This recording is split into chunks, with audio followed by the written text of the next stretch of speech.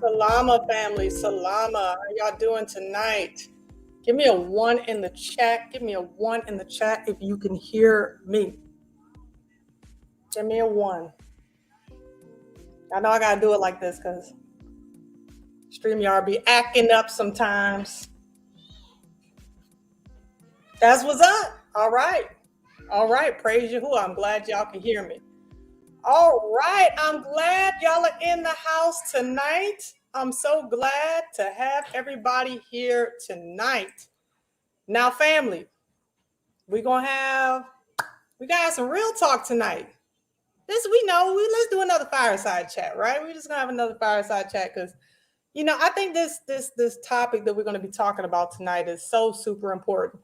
I actually was supposed to go and discuss the father of lies, but I decided to push that back to next Friday so we could talk about this because I took a poll yesterday, and I'm going to share that poll with y'all about Black men and women and just the order. Like, are we out of order as a people? Like, I don't know about y'all, but when I look on social media and when I look in the public, I see some things that cause some concern to me, and I want to kind of hear from y'all tonight, to be honest. So this is a open discussion, if you will. Okay.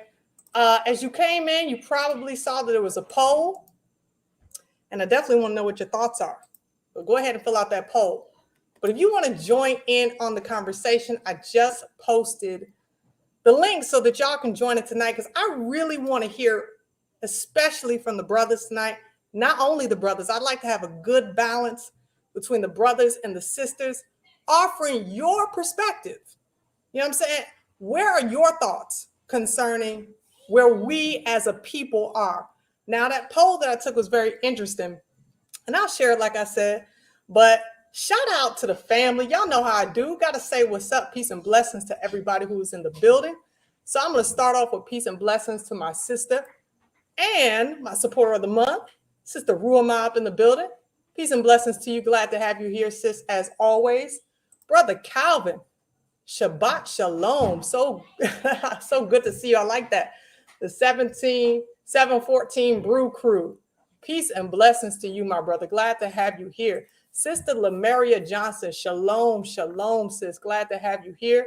Brother Arthur Booker, Shabbat Shalom to you as well. Ken Wilkerson, shalom. How are you? Glad to have you here. This journey, Shabbat Shalom to you, family. Glad to have you here as well. Dale J, Shabbat Shalom. Peace and blessings to you. Robert Haynes, shalom, peace and breath. Now all my words are getting messed up. Peace and blessings to you, Brother Robert. Apostle Curtis in the building. Grace and peace, my brother. Glad to have you in the building. Yaz Beatrice, Shabbat Shalom to you. Brew Queen up in the house. Brew Queen Yisrael. Thank you so much for being here. All right, I see got Sister Ruama again over there. All right, got the Oil of Joy music up in the house. What's going on, Sister Joy? Glad to have you here tonight. Yeah, y'all, we're gonna talk tonight. We're gonna talk. Y'all don't be acting all scary. Don't be all scared. Don't be scared, y'all. Don't be scared, because this is a conversation we need to have. Y'all, son, shalom to you. Shalom to you, my brother. Definitely, when you come up back in the VI, you got to hit me up and let me know when you get these parts again. Malak, Yashur, Yochanan, Shabbat Shalom to you as well. Jacob Seed, Jacob Seed. I said that all wrong. Shabbat Shalom to you, family. Appreciate you for being here. D. Wimberly in the house. Peace and blessings to you. Glad that you are here. All right, let me see if I missed anybody here. Don't want to miss anybody. Sabrina Cooper, Shabbat Shalom to you as well. Anita Reed, glad to have you here as well. Joy 31608, Shalom, Shalom. So y'all doing all right today? Everybody doing all right? Y'all seem quiet tonight. Y'all seem kind of quiet. But look, for real, y'all, I wanted to have kind of a panel discussion, and I sent the link to my patrons, to my members, and I put it out to y'all as well. Definitely want to know what your take is on the state of the Black community. Now, the other day, I had a strong word, okay? A strong word specifically for the house of Yasharal, okay? About the unique love in which our Father loves us. okay, that is very, very unique.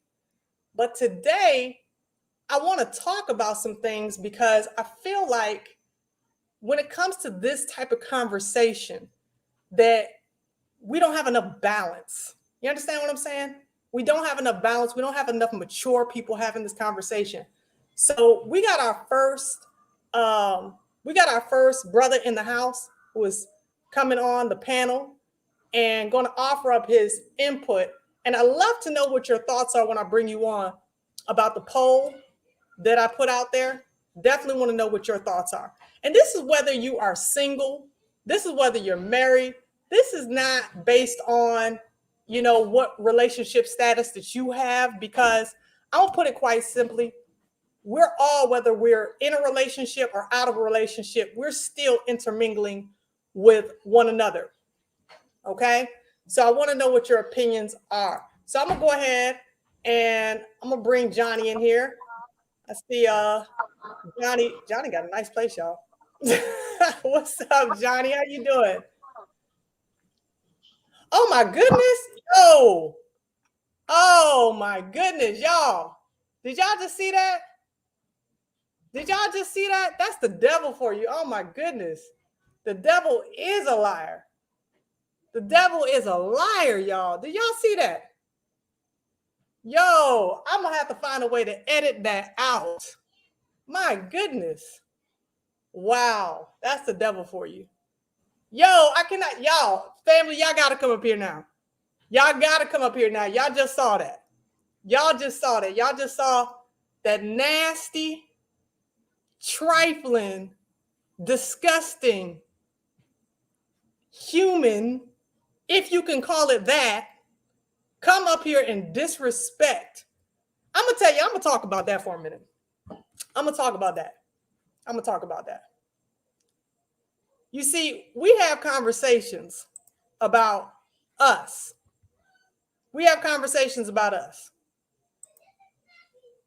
And these white supremacists, and y'all know how I feel about my white brothers and sisters, but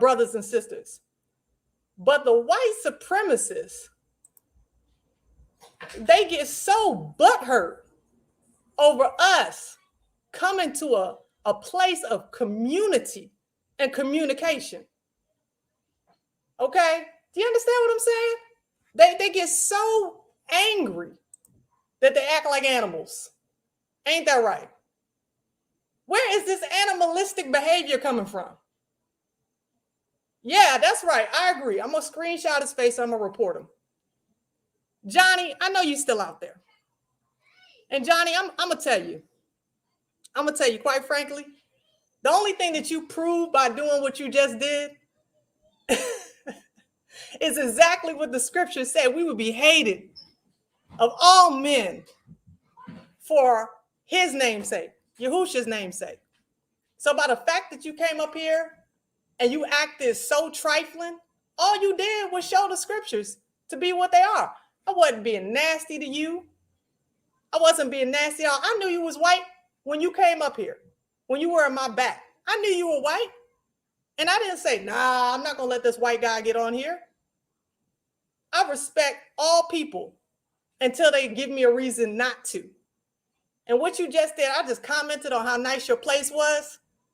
But it's clear that your heart is defiled and wicked. So you're going to have to reconcile with the Most High for that. You're going to have to reconcile with the Most High for that. And I'm going to do my best to cut that out on YouTube. But then again, I might not. I don't know. I'm going to pray on it. Right? I'm going to pray on it because at the end of the day, I want people to see exactly what we be talking about. I want people to get an opportunity to see how when we come together as a community and we communicate and love on one another and talk about our issues, how these white supremacists, excuse me, I had to have a cup of tea, how these white supremacists come and just show how trifling they are. That's right, y'all, son. We rebuke Satan and his ministers in the mighty name of Yahushua HaMashiach. But I ain't scared. Listen, for those of y'all who ain't trifling, for our real brothers and sisters who want to join in on the conversation, here is the StreamYard link. So in the meantime and in between time, we're gonna move past trifling Johnny. And I wanna ask y'all some questions. Do you think that Black men fight for Black women? What do you think? Just put yes or no. Do Black men fight for Black women? Go ahead and put yes or no. Let me know what your thoughts are. Second Bert, it's a good thing that you missed it because he was just nasty. He was just nasty. I'm telling you, these straight perverts out here, man. These straight perverts. I guarantee you, he wouldn't want to see my husband on the street. I'll tell you that much. He wouldn't want to see my husband on the street. All right, so you say, Shauna says no. Okay. She says no, that Black men do not fight for Black women. Second Birth says yes. Second Birth Hebrew says yes. Amaya says no. Cam 2 player in the building. Peace and blessings, Auntie. She said yes, they do. Brother Eric up in the house, he said, I do. That's right. Israel for Israel. That's what's up. Okay. All right. Lanaya Yisrael says some do. Okay. Arthur says, I only fight for respectful children of Yahweh. Okay. I hear you there. Jay Highstyle, one yes, I fight for mine. Ruama says, I believe they do. Some do and some don't. All right. Now, there's a lot of opinions on here. So I'm going to ask the next question. Do Black women struggle with submission? There we go. Here's another question.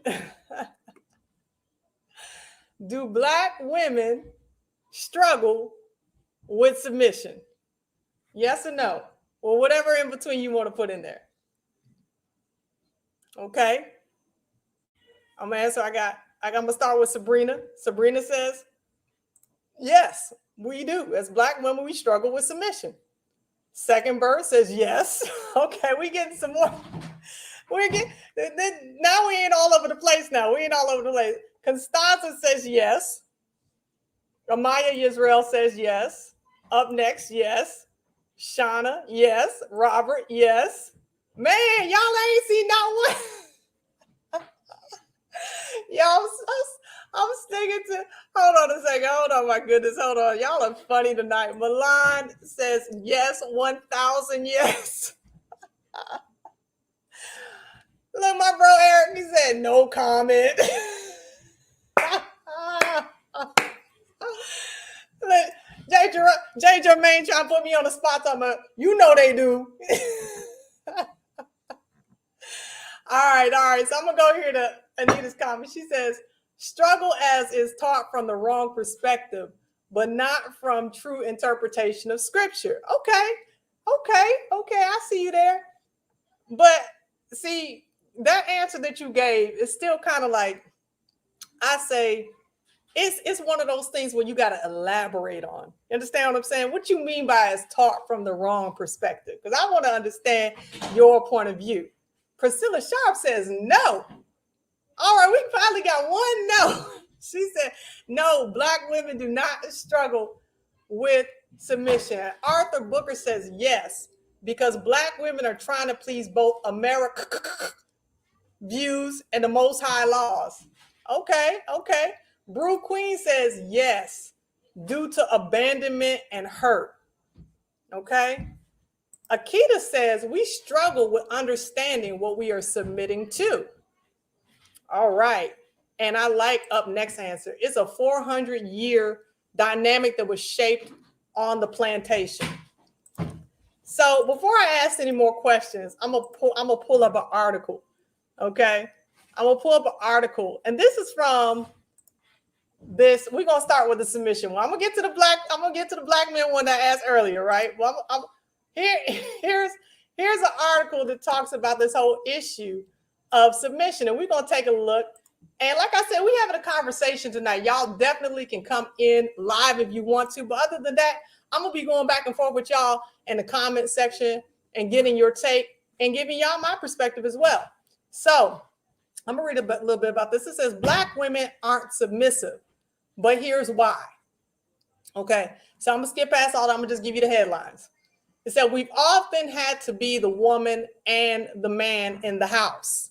Okay, now I'm gonna stop right there. Put a 1 in the chat if you agree and 2 if you disagree. We've often had to be the woman and the man in the house.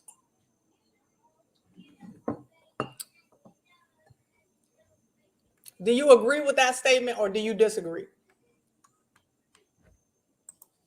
They say we Black women understand more than anyone else what this country has done to hold Black men back. And although you successful Black men may not have been directly impacted by the system, the residual impact still haunts you. From the way your grandmother ran her household as a result of her husband's situation to the neighborhood you grew up in and what that has taught you. Over-institutionalized racism and oppression has set up the Black family dynamic so that on average, Black women tend to be more formally educated and earn disproportionately more than most Black men, which then in turn disrupts the traditional gender roles, meaning Black men are no longer deemed the breadwinner. Now, next, they internalize this disruption and by way of faulty rationalizations, ascribe lack of submission to Black women, lack of submission. I think they meant by Black women. Don't let the system play into your insecurities, brothers. Okay, so y'all agree. And this I'm seeing on male and female side. I see a couple of no's. Arthur Booker says no, that the woman doesn't often have to be the man and the woman. Jay Germain says the same. Doesn't often have to be the man or the woman.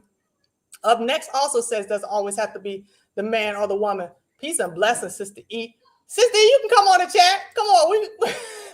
We having a little conversation tonight. Come on up here if you can.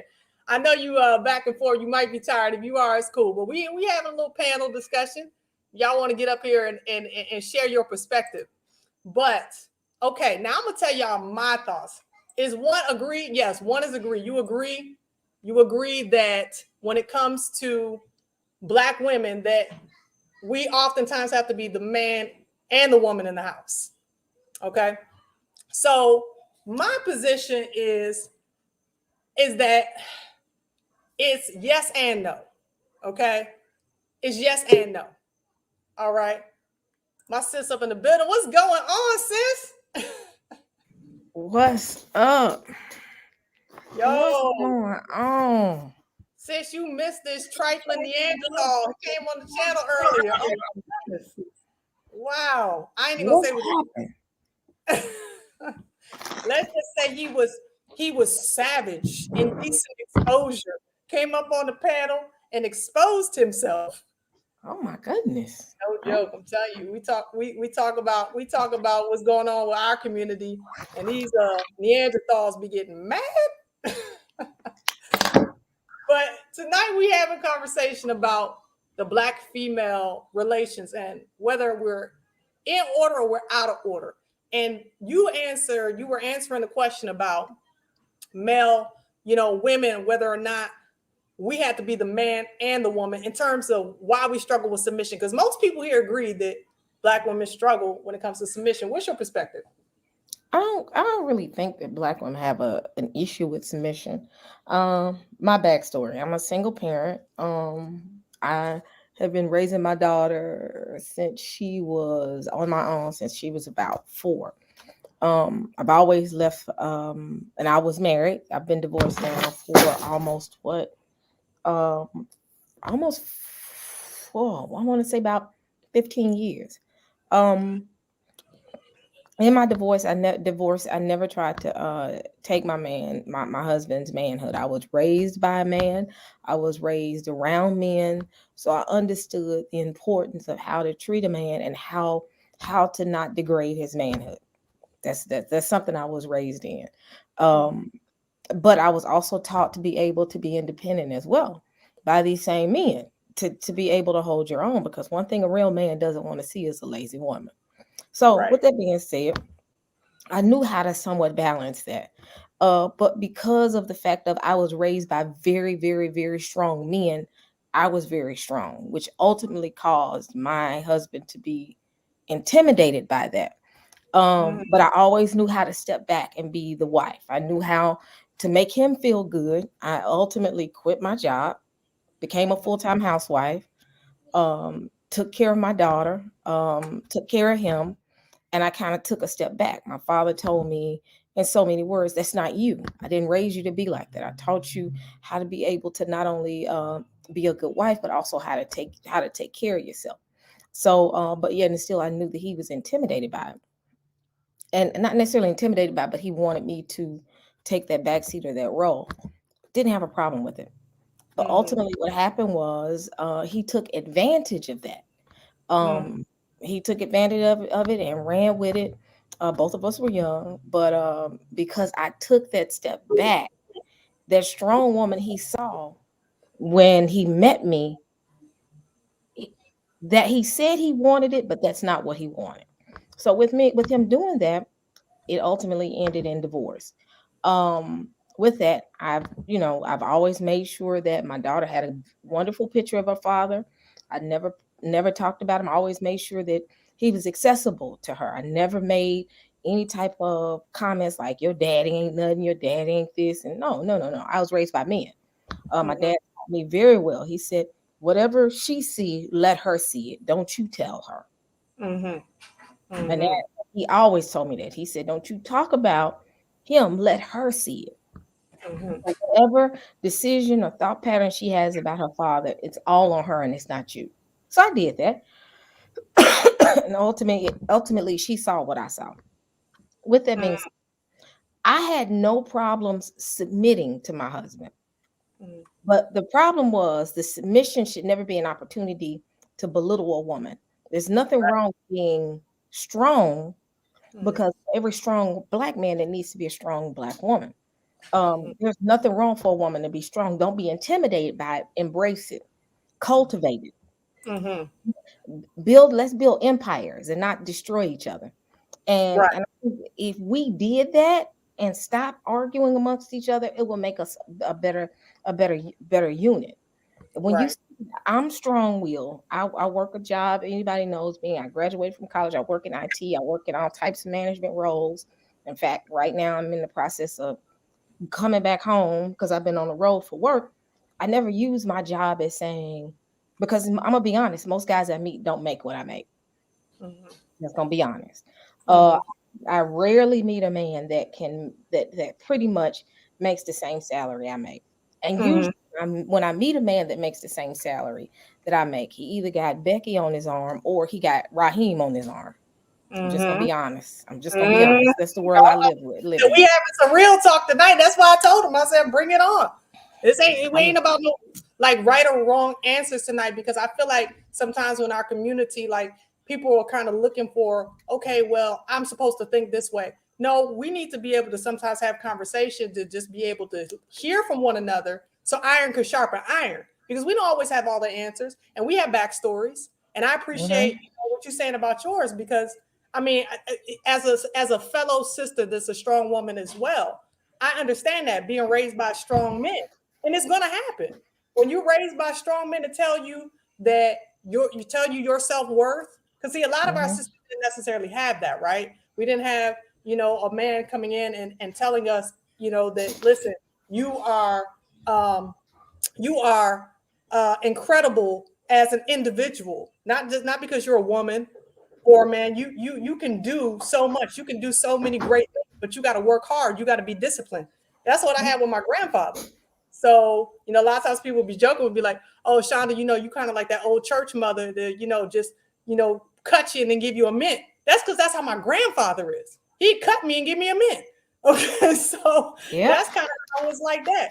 But you said your husband was intimidated by that. And I think sometimes that can be an issue. Thank you so much, Eric, for the gift. And thank you also, Brother Calvin, for the gift.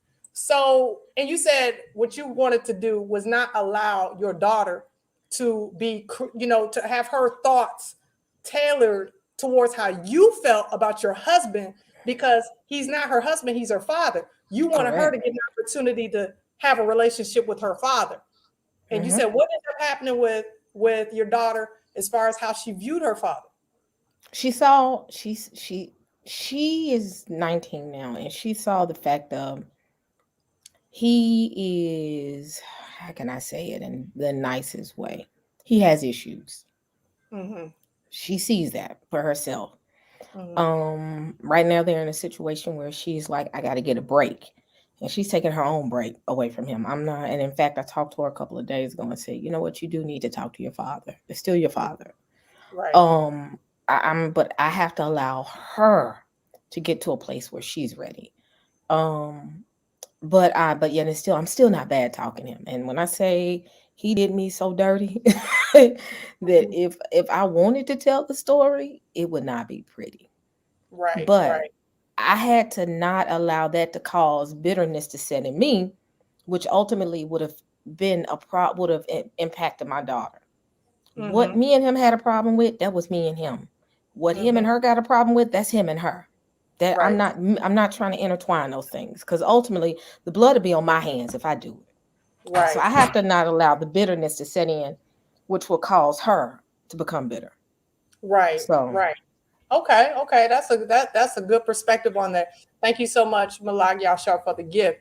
So the first question we had asked, and before I move on to the women's perspective on submission, I don't want to go too far with the submission because we asked about black men protecting black women, and I think almost it really goes hand in hand a little bit. What is your perspective? Do you think that black men struggle to protect black women? Do they not want to protect black women, or they do protect black women, they just get a bad rap? I don't think they know how in some Mm-hmm. cases. Mm-hmm. Some of them don't know how. The thing is, I said this a long time ago. Um, if I would have had a son, I would have been more amped to have his father and my father around him. Because only a man can teach a man how to be a man, how to Right. be a protector.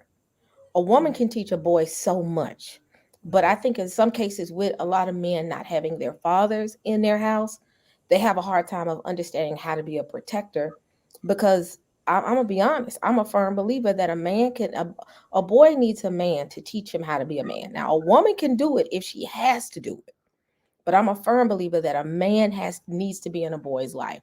So that concept of knowing how to protect, I think some don't know how, and because they don't know how to do it, they take they're either overly masculine, where they're trying to dominate them, or they what we call a simp.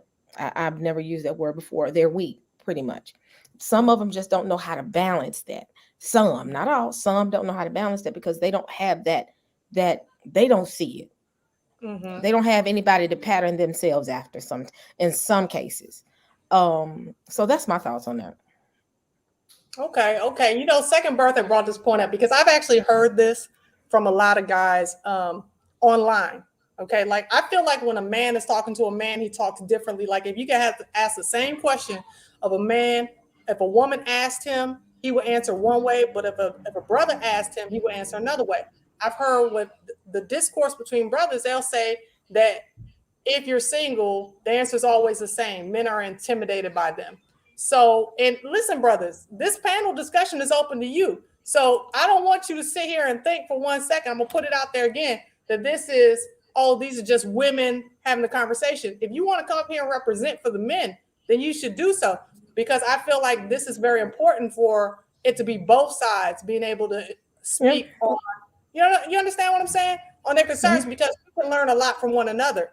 But you know, I've heard men say that. I've heard men say that this whole thing is that the women feel like, okay, well, men are intimidated by you. But how are we supposed to perceive a man when women oftentimes in today's society, like you said, you have higher education, you go out and work in corporate society, you have to be a certain way about when you work, when you're out of the home. And that was the second thing that the woman has, that the article was talking about, when it mentioned that the world has kind of pushed us in this way where we have to be, you understand what I'm saying? We have to be Yeah. so strong. But then how are we supposed to perceive men who say, well, look, you say it's because I'm intimidated by you, but it's not because I'm intimidated by you. It's because you're not feminine enough. Because I've heard that you're not feminine enough. What are your thoughts Mhm. about that? Okay, so second, who was it that had the question about, It was women are second birth Hebrew. Thank you, y'all. okay, so why women like me are they're single. I can only speak for myself. The reason I'm single, I actually was in a relationship with someone in corporate America.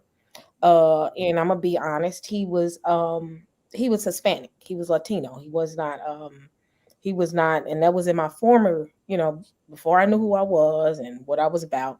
Um, I did date, and I was in a relationship with someone, and it ultimately didn't work out because in some cases he couldn't under culture differences kept clashing where he couldn't understand certain things about me, even though he was Latino. He was on the other end of the spectrum with Latino, and I'm just being open with the family. Um, Mm-hmm. and it ended up dissolving because again, there was a culture difference there. But far as me being single, I knew in that relationship at that time, I still had some healing to do. That's Mm-hmm. the problem. We're trying to rush into something. And because me and him both had healing to do, then there was some differences there because we couldn't totally see eye to eye on certain things. We ultimately ended up dissolving the relationship. Now, we're still cool. Every blue moon, I get a text message to say, how you doing? I'm like, I'm good. But the reason I'm single right now is I had to go through a healing process. Right. Women are not, I am not intimidated by a manly man, because again, let me emphasize, I was raised by men. I was Right. raised by manly men, so that doesn't intimidate me. I know Right. how to function as a woman. Mm-hmm. Anybody that knows me knows that I am not aggressive in the Right. sense of the word. I'm aggressive when I'm put in the position of it, but I try Mm-hmm. to remain very feminine in the things that I'm doing because I'm still a woman. Right. So acting as a woman, Shaq, that's never been an issue for me. But the thing Mm-hmm. is, some women are not in relationships and they don't want to be honest with themselves, is they have some healing to do. Whoever Yes. scarred them and hurt them, they're trying to intimidate the person because they're afraid to be hurt, or they're just bitter ultimately. And what Mm-hmm. happens is they get into a relationship and they begin to bump heads with that person, and Mm-hmm. ultimately ends up where the relationship falls apart. But Right. it goes back to the original thing um of we have to heal. We have to Mm-hmm. heal. And that's what I had to do. I had to heal. My heart had to heal. I had to get in a better headspace so that I can be a better woman to whatever man I end up with. Am I dating? Yes, I date. I try to be very Right mindful of who I date, because ultimately I'm trying to hold myself, now. not to, allow myself to get into a situation where I lose my virtue. So Right. so I'm very mindful, but I mean, I do date. I do date. Am I dating seriously now? No, not really right now, because again, I haven't yet to meet someone, or someone hasn't crossed my path and make me say, okay, this is something serious. So I think Right. it just depends upon any woman. You got to figure out why they're not dating. All women are not dating because they feel like men are intimidating them. I don't. I like a strong man. I Mm-hmm. want a strong man in my life. I don't want a weak man. I need him to be strong, because if Right. I have to take the role, I'm gonna have a problem with that. I need for you to take that role so I can chill. I hope I answered Right. your question. Yeah, I think he was speaking along the lines. And I love what you had to say, especially about the healing. But I think he was speaking along the lines of a lot of Black women are saying that men are intimidated by us. And then some up next said, I didn't want to move on from that because he says here something very important. He says, on the plantation, our captors elevated the women and minimized the male. This got repeated during the 70s with government programs. Now the system is using Black girl magic and feminizing the man. So, I like what you're saying there, because you're dealing with, an issue here being this word right here, the system, right? Because that's a major part of it. But I want to welcome in Brother Aerospike. And I want to get your perspective, bro. Like, I got one point to make, Ashanda, too, okay, as well. yes, I had please. to heal. I'm gonna be honest. I had to heal with black men. I went through, and I'm gonna just be open. I went through a phase where, when I was hurt, I turned away from dating. And I'm just gonna be honest, transparent. I turned Mhm, away from dating my own people for a second, for a brief second, mhm, for a second, um, because that symbolized hurt for me. Mm, And that goes into that healing process, because every black man is not trying to dog a woman out. So I did mhm, go through a phase that I just was like, I'm done with them. I'm I'm I'm not dating anymore. But I'm gonna be honest, I'm not dating any more black men, because it's hurtful. They're trying to hurt, and that's how I ended up. I call him 12 tribes chart, because at least he's on the 12 tribes chart. I'm just joking. I'm joking. But but I had to take a break. And that was a part of my healing process, because every black man isn't trying to hurt you. right. Y'all Every son of black a, you man. gone too far now. You done left the brothers. No, I'm back. I'm back. I'm back. I I'm think back. the last guy I dated was from Liberia. He was straight African. I So know that's right. Oh, that's beautiful. I like that. Arrow Spike, what's your perspective on these issues right here in terms of protecting black women or black women dealing with submission issues? What's up? What do you think? first of all, Shabbat Shalom, family. Yeah, I didn't realize that you were even on, and then hear about the nonsense that just happened. I'm like, oh, let me jump on here, support my sister. Thanks. Okay, so yeah, I'm not having that mess. But anyway, when it comes to black men protecting black women, say yes, actually, we are out here. But unfortunately, like I said, what's normally seen, because let's be honest, like the brother was talking about before, the system really has influenced us to make basically people think that black men, only thing we out here doing is slinging, you know, running around, making babies and doing nothing else, or sitting around playing Xbox. And that's the perception that is put out there, and that is unfortunately is what a lot of people are believing. Say black men don't what's the black man ain't nothing. Let's just put it that way. But there are those of us out here who this true. I was raised by a woman. Mhm, And like I said, just to be transparent, I was raised by a woman who was older. mhm, I'm adopted. Raised by a woman who was older and lived also with my godfather came to live with us, and he was an alcoholic. So mhm, I did not have a role model to understand what I said. What it mean to be a man? So unfortunately, the only thing I did have was some of like I said, the images that I just mentioned. mhm. As I grew up, you know, as I got older, I was married. Say, Sister Pam. Shout out to My, Sister Pam in the building.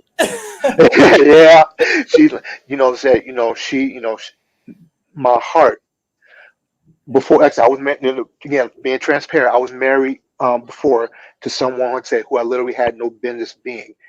At that point in my life, I was that weak man. I Mhm, was, like I said, I was afraid. I didn't understand, actual the dynamics of relationship because I had never been in one before that point.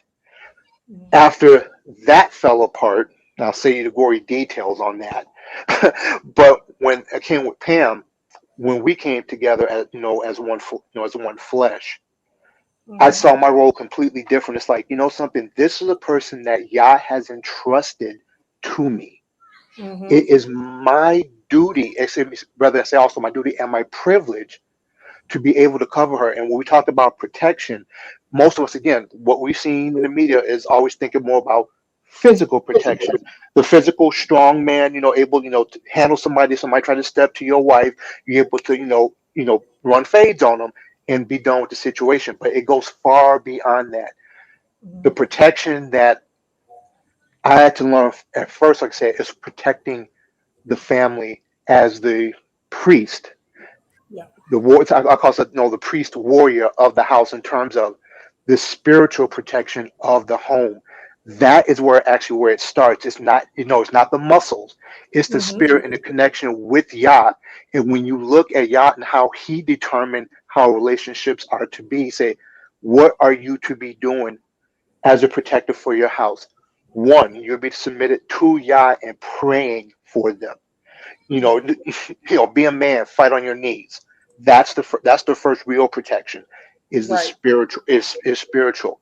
So we need to have men in more of a submissive relationship to Yah, and once a man is able to submit to Yah, he then has that role of being, basically becoming true strength for the household, being the true protector for the household. And so a physical thing has to happen, like, there's a breaks in, he has the Ruach living within him, and he'll be able to handle that situation as well. So, like I said, we are out here, but what we're gonna have to do is not allow, like your brother said, allow Babylon to dictate what that manhood looks like. We have to look to the scriptures to see what biblical the true biblical protector is like. As he tells us in the word to say, husbands, love your wife as Yeshua loves the ecclesia. That is how we're to be. And Yeshua was a man's man.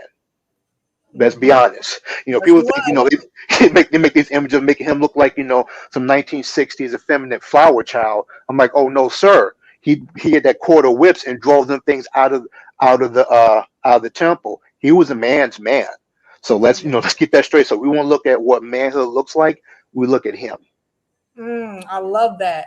And I'm gonna welcome my sister Jill in just a minute, but I love that last part you said because see, when we talk about the system, right? We're talking about the imagery. And I when I was, thinking about how tonight's discussion was gonna go, that's one of the things that popped up in my heart was so important to consider the imagery that has been painted for us about us. And it starts Hmm. first with our Messiah, how he was painted, with the long stringy hair and the blue eyes and, just this girly man, not painted with this authority. He was a carpenter's son. I mean, he was a carpenter. He knew how to work with his hands.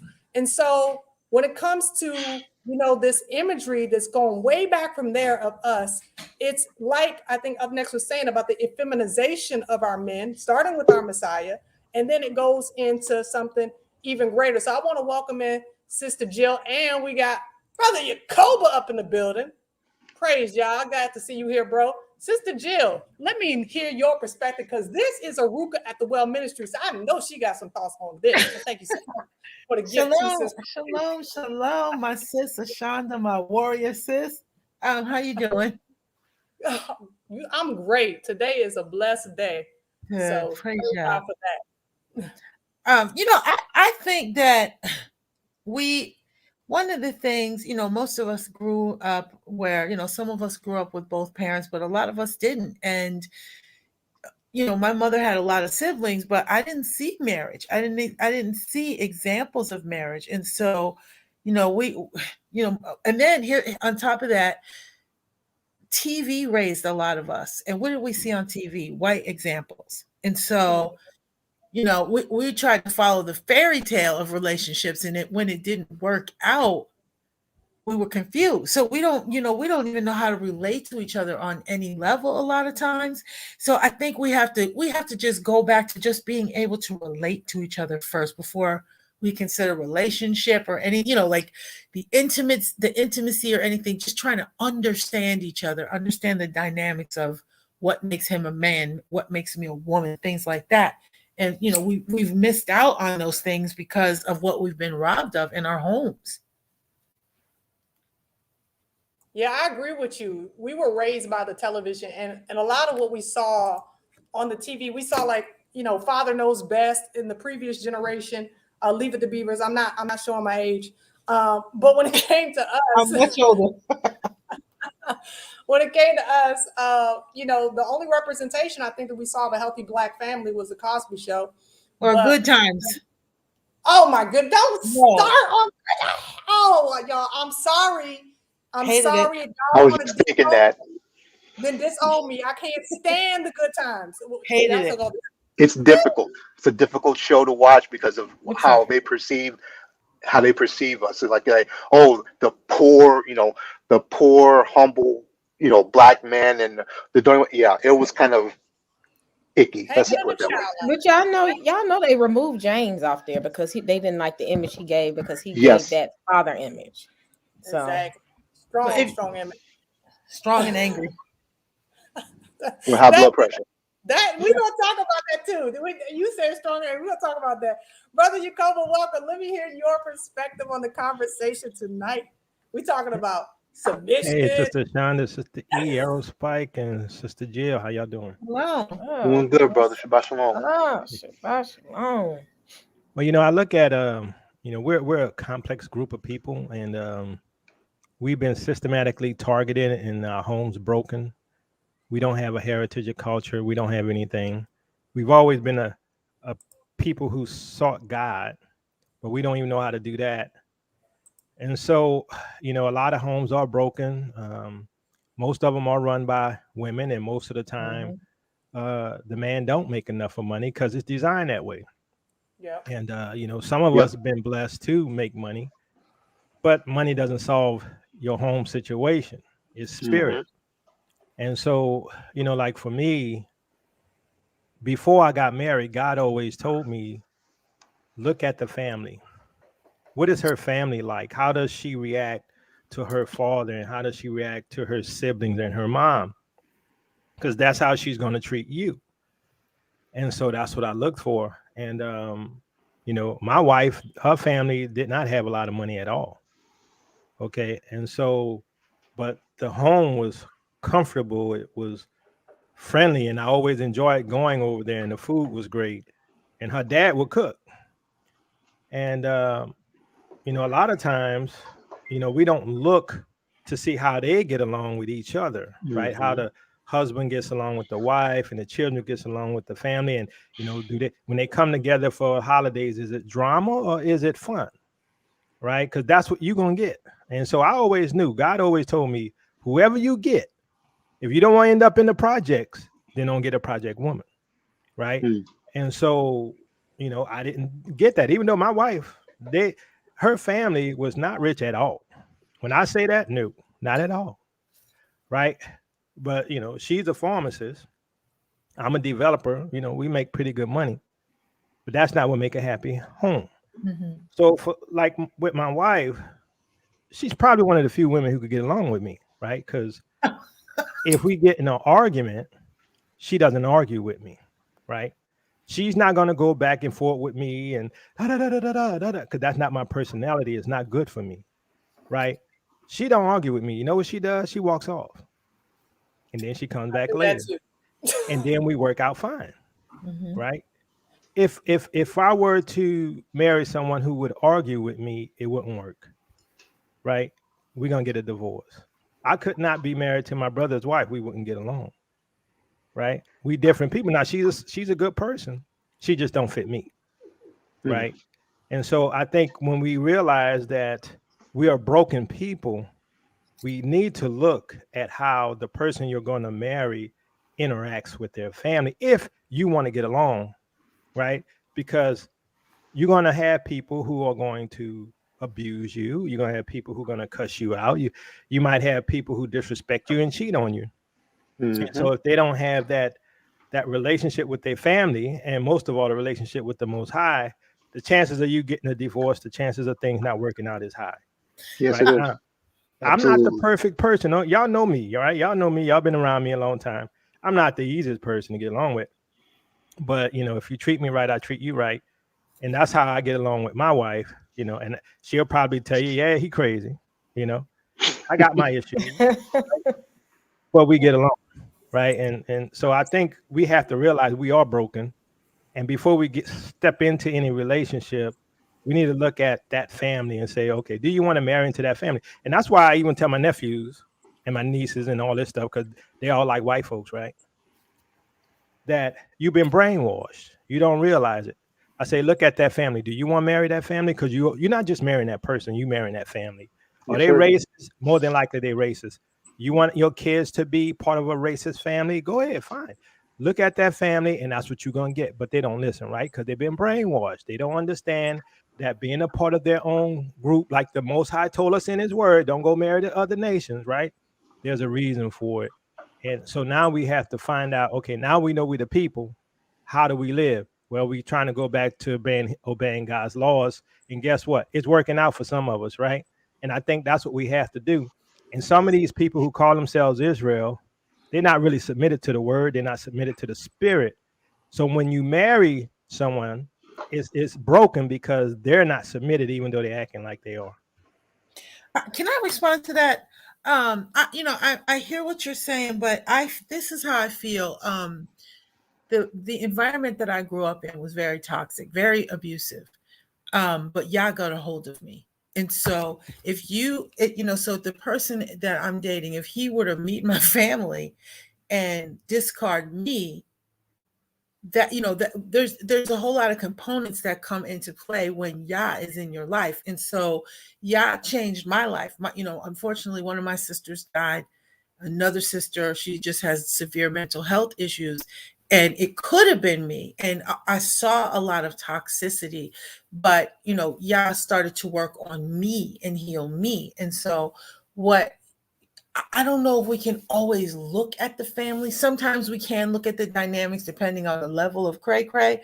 But when you look at that individual person, each one of us is a work in progress. And if that person is willing to work on themselves, to me, both parties have to be. I have this thing where if we work on ourselves and serve each other, that's where you have Yah in the middle of that. I think that's what causes a strong bond in a relationship. So I think it has to be, is this person, I see her background or I see his background, but are they willing to work on themselves? It's just like that athlete. You guys remember that athlete? He didn't know that his father killed somebody. So if, imagine if his wife based it on that and rejected him. So, sometimes I think that each person, especially, like I said, if Yah gets a hold of them, that, there's an opportunity for growth, for healing, for change, and to have a strong relationship. What do you all think about that? I agree with you, Sister Jill. I mean, it's not everyone that you can judge them by their families, right? I think you're correct. And I think in terms of like your risk factor, right? Your risk factor is still there because there's a lot of stuff you may have picked up from a toxic family that you may not even realize that you got to work through with that spouse, right? So those are risk factors he's going to have to deal with. But you're absolutely correct. There are people who have broken the toxicity and worth being taken, taking a chance with. It just it's still a chance, though. Yes. So. And you know what? They have to. I think I should have did the same thing. Being honest, I knew that my ex-husband's family was very toxic, and he had one of those families that had like a bunch of skeletons in the closet, and in front of everybody, they would play like they were the model family. But when you got behind closed doors, you started noticing it ain't just skeletons; it was a whole cemetery. And I knew the past, and I knew his nature, and I knew his nature of what he saw in his father and his family in most cases. And that should have been an indicator to me to run, because they never want to deal with it. The difference in dealing with a toxic family is you identify that they're toxic and you try to say, okay, I got to work on this because I don't want to be like this. I don't think the toxic side is what I don't think the toxicity is the bad part. It's the bad part. But the deciding factor is if you admit, okay, we got problems here. Let me figure out what I need to do so that I won't pass this on to my children or bring this into my marriage. He never saw that. He never saw that his family had problems. So that was his norm. The toxic relationships they had was his norm. And ultimately, he brought the same toxic relationship into our marriage. Yeah. No, go ahead, Brother Aaron Spike. Yeah, that's I was thinking, like you said, the toxicity of things, and you talked about skeletons in the closet. I mean, some things that that happen, especially, in our, not say especially in our community, but happens in our community, that, the things that happen, let's be honest, the abuse that a lot of our young girls suffer with some of these grown men and families, and they tell them to don't say nothing about it, just let it go. And that affects us. The whole don't put your business in the street. That's our business. Don't talk about it. And then that poison grows, and it grows through generations. And then when a person gets into a relationship, that poison spills right back out from stuff that happened to their grandmama, and their mama, or even some of the boys. I understand some stories about people who have gone through those horrible things, and it affected, them in their marriage later on because it would never got dealt with. It was told like, shh, don't say nothing, don't, just push it down. For guys like, look, man, just hold that stuff down. Don't worry about it. You a man, man up, is over, done with, do what you got to do. And we start believing that stuff. But designed as we are, we can't hold that stuff in. It's going to come out in one form or another, and it is going to hurt your spouse. It's not maybe, it will. It will come out in one form or another.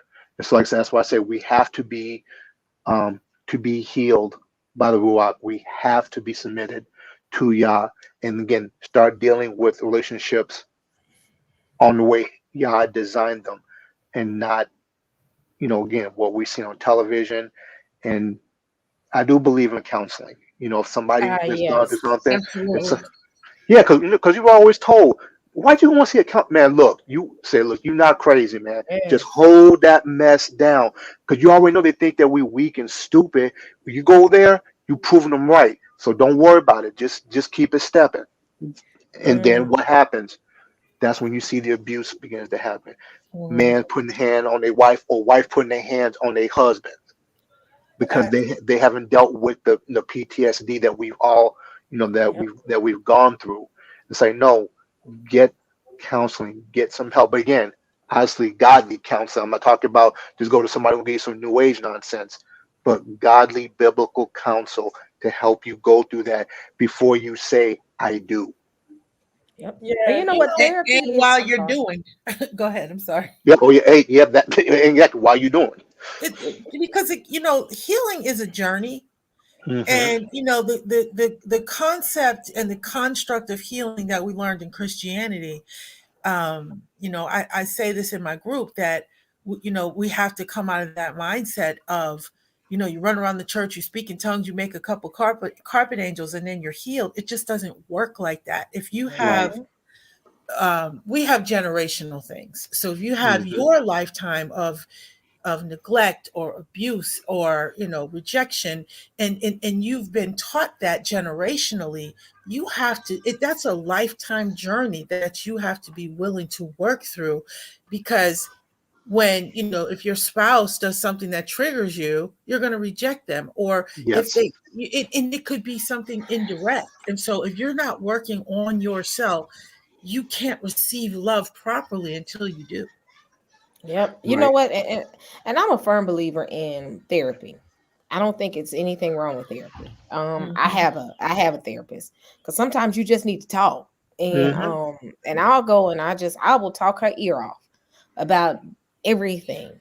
And I pray, I go before God, but I look at a therapist as being, I can pray and ask for healing of my body, but if I'm not going to the doctor, he can't, I'm not going to get the proper healing because I have to go to a doctor. You're supposed to go to your doctor. That's the same thing I look at therapy. When you know that you are mentally in distress and you need some help, pray, but also seek therapy. There's nothing wrong with therapy. Look for godly therapy. Exactly. I talk to her every blue moon. I don't talk to her as much, but I still talk to her. And we have a session and I will talk her ear off because it being me, I'm the type of person I internalize everything because I have to be, coming out of that relationship. The weight of the world was on my shoulders and I didn't cry. I gotta get through this. I gotta be strong. I can't Mm-hmm. allow him to break me. I can't allow him to break me until one day my mom said to me in her den about 5 years ago, she said, baby, you gonna lose it. It's nothing wrong with saying I need help. It's nothing wrong with saying I Right. can't do this by myself. And nothing wrong with crying. And I just burst into tears. And that's the problem. We don't know how to sit down and talk to someone and say, I got some issues and I need to talk to somebody to talk through this. We impact everything, and guess what happens when we get in these relationships? Because we didn't deal with our own personal demons and our own personal issues, we bring that into that relationship. So Yeah. whatever man that I come across in my life, if I didn't deal with my past, he would have had to deal with it, because he would have had to deal with what he did and what my ex-husband did.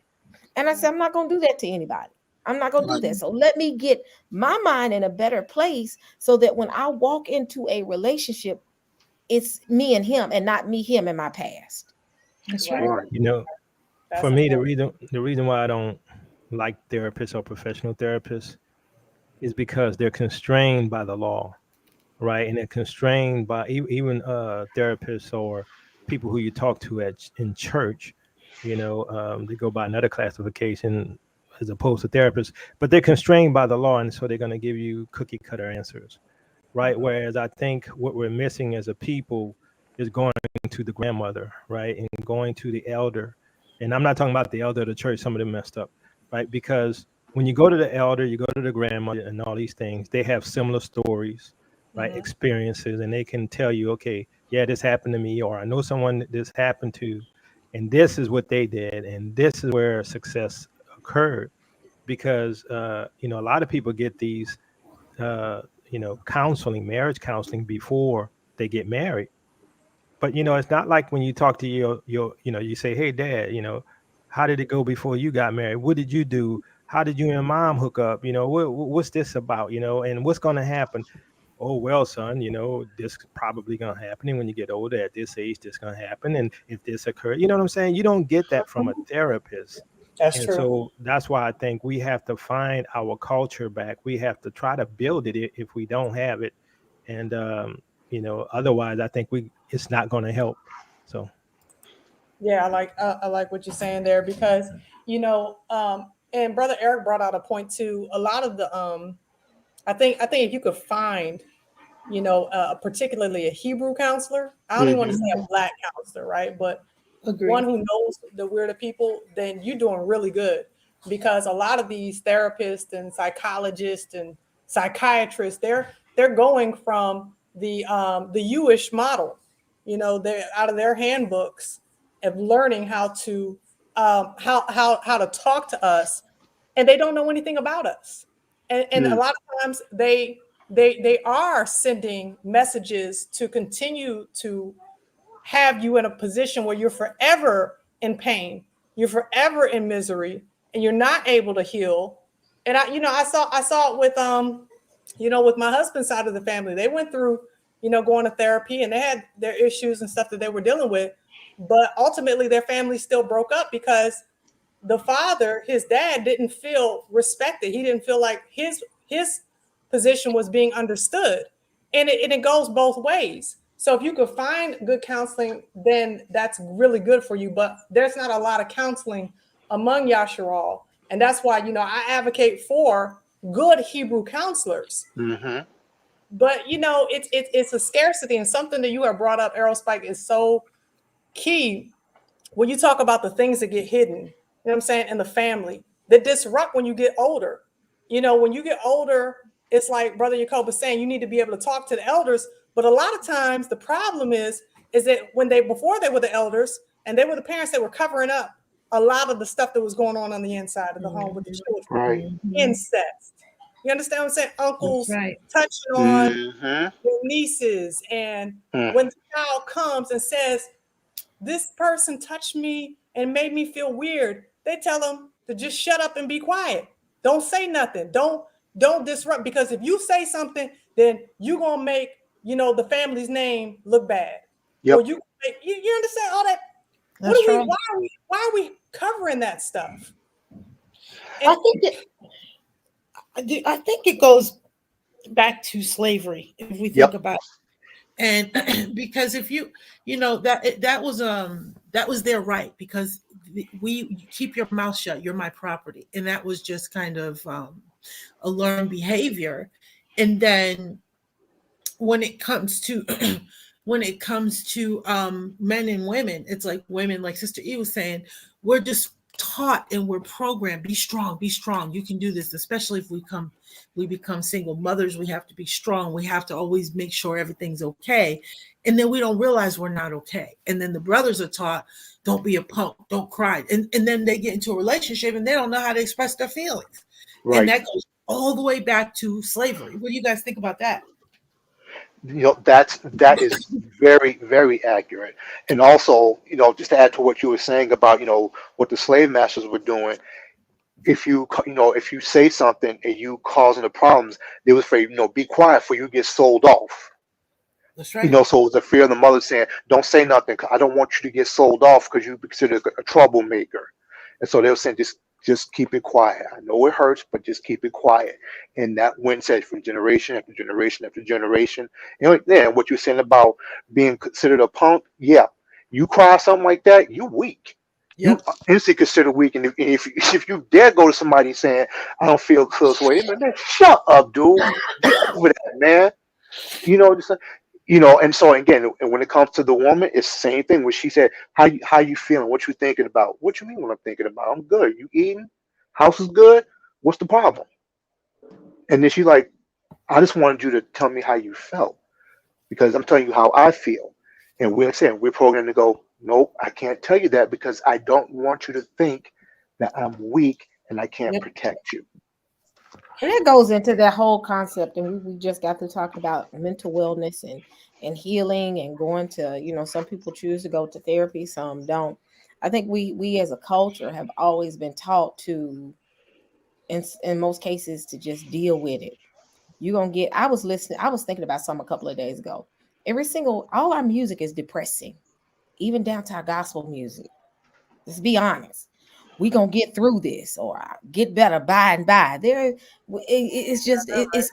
It's nothing where when you listen to, I'm gonna just be honest. Let's compare white gospel music in comparison to black gospel music. Mm-hmm. Think about it. They don't have the same experience though. Correct. They don't.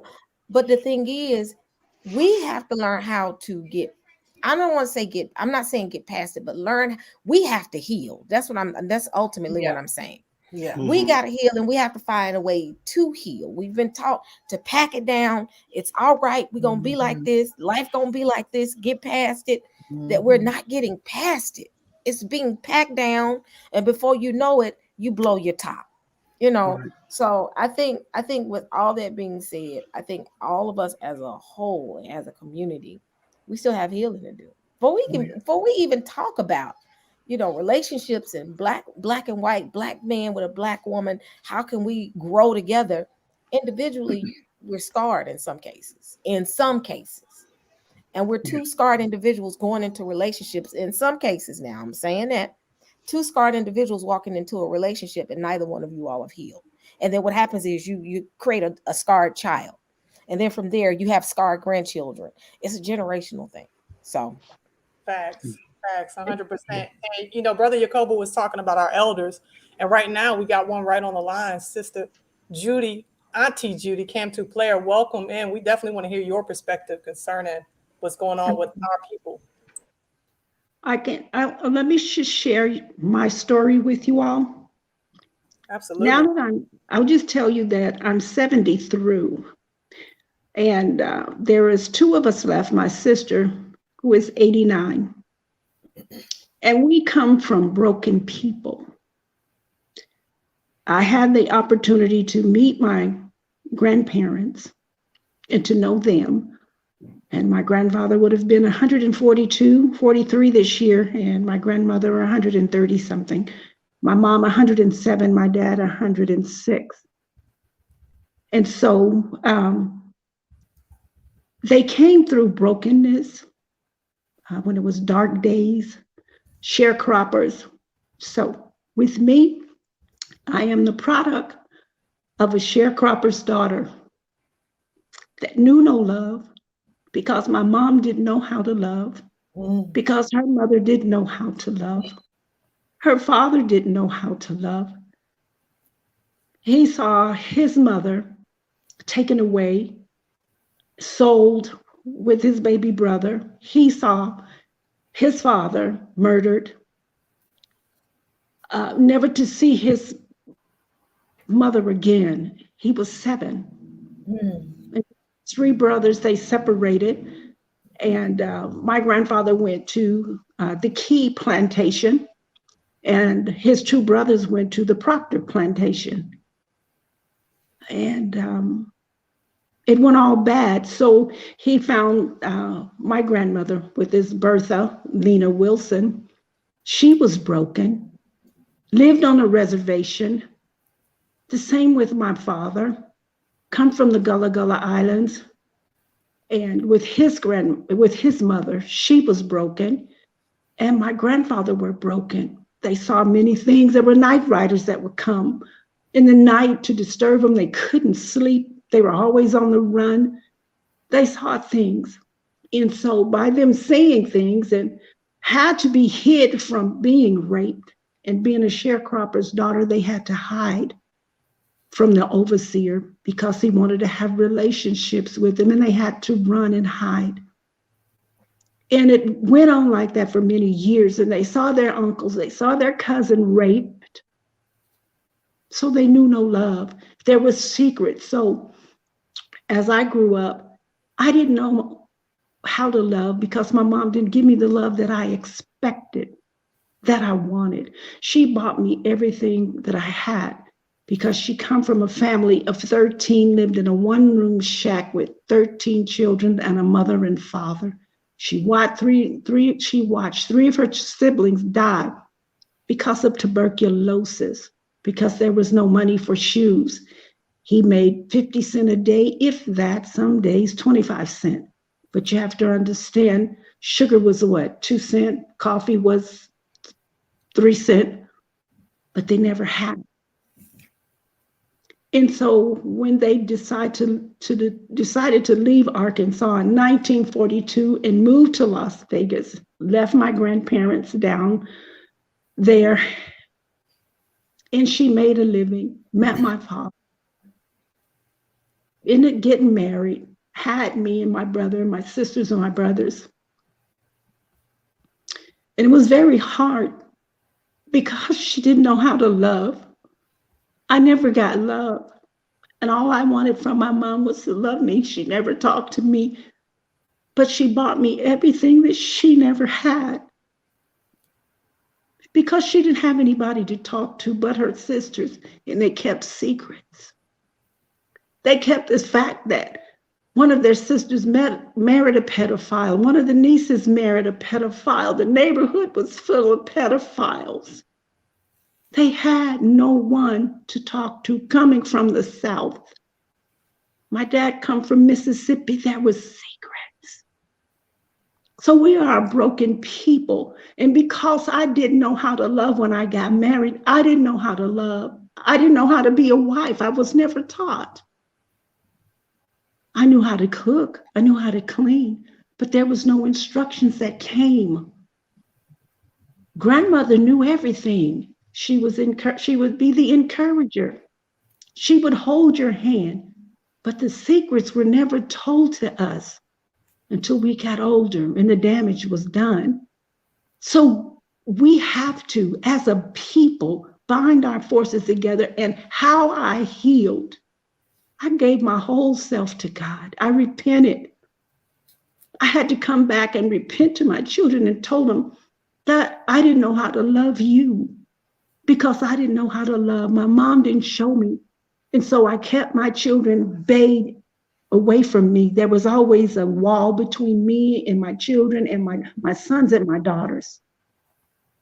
Now they don't know how to love because I didn't know how to love.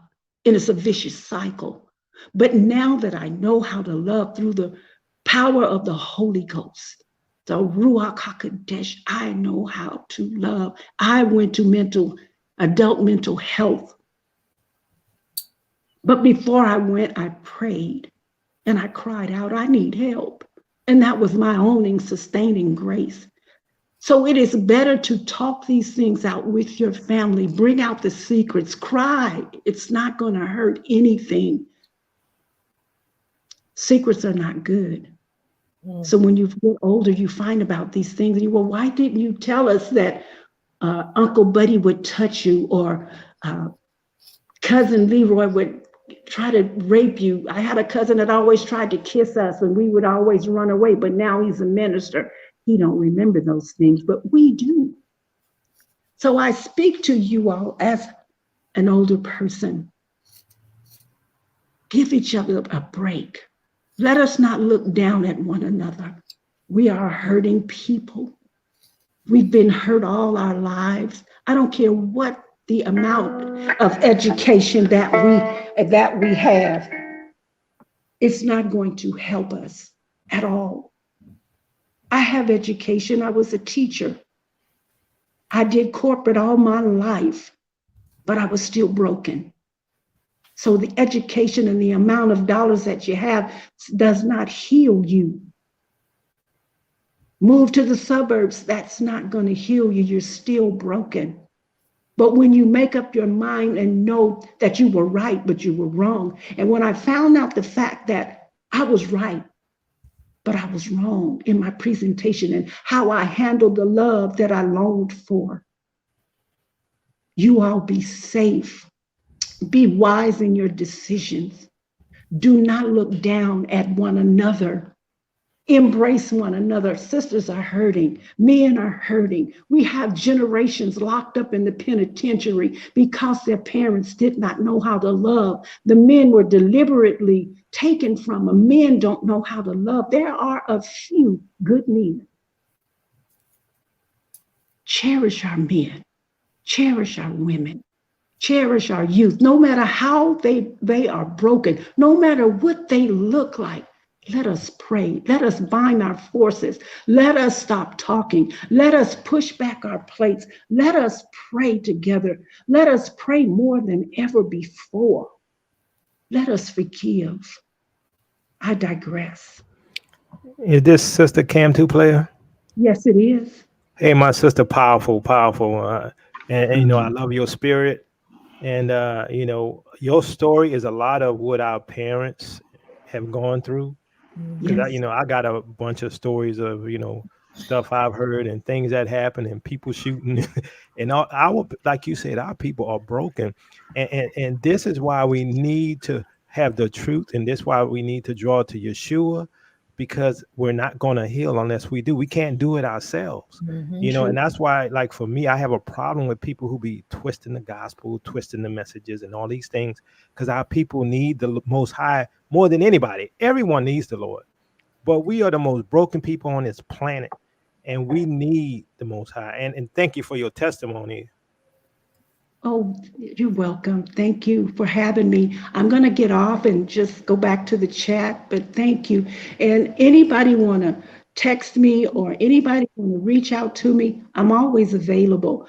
And so the Lord has given me a gift. It's assigned to me. It's not mine. None of the things that I do for the Lord belong to me.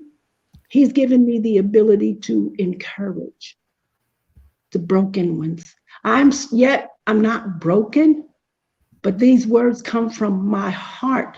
They're not mine. So I'm careful about what I put in the atmosphere. I'm very careful how I put words in the chat now. There was a time when Berin would come around, oh, I was gung-ho. I would have shot guns. I would have shot anything. But the Lord told me, no, you represent me. So reach out to me. I'll reach out to you anytime. And I love you all. I love you to life. Thank you. Auntie Judy, you know we love you. Love Love you you. so much. We Beautiful. appreciate your wisdom. Beautiful. And that's the type of counsel that we need. That's right. Wise counsel. Good stuff. Got a little water in my eye. Whew, that was powerful. Thank you, Ima. We appreciate that, because again, that's exactly what our people, we need this. Yep. We need it, especially what's going on right now. This is what I call bringing the, circling the wagons. This is part of that. This is one of the links in that chain of circling the wagons to bring us together to heal. Mm-hmm. It's facts. Yeah, I have these types of conversations with my grandfather. Here in the VI, there's this one place where during Carnival they usually set up for food, and that's all the way I've known it. It's been like, okay, well, this is like the little part of the market where people set up for food for the Carnival experience to taste authentic Caribbean food. Well, one day we were walking in that direction, and I think my grandfather said to me, "You see those steps, how they raise high?" I said, "Yeah." And he said, "That used to be where they auction off the slaves." Mm. And I never knew that. And I was just like, coming here, learning the legacy of slavery here in the VI, especially like in St. John, where we have the Annenberg ruins there, the Annenberg plantation. And my uncle, he went and took us through the devastation of what happened to our ancestors there. And it was like they were seeing water, you know, a way right over across the water was the British Virgin Islands. So it was Tortola. And they had to decide whether or not, once the slaves were free in Tortola, if they would take the swim and compete with the sharks to get to Tortola or stay on the plantation. That they could see the freedom, they could see it right there. But what are they going to do? And this kind of stuff traumatizes us. It's like Auntie Judy said, we learn how from our ancestors how not to love one another, because the reality is that love is painful. And when you have to deal with seeing your loved ones stripped away from you, then you harden your heart. It was so interesting to hear her perspective, because my mother struggled with love. My grandmother struggled with love. She never even said, "I love you." She always said, I like you very much. Right.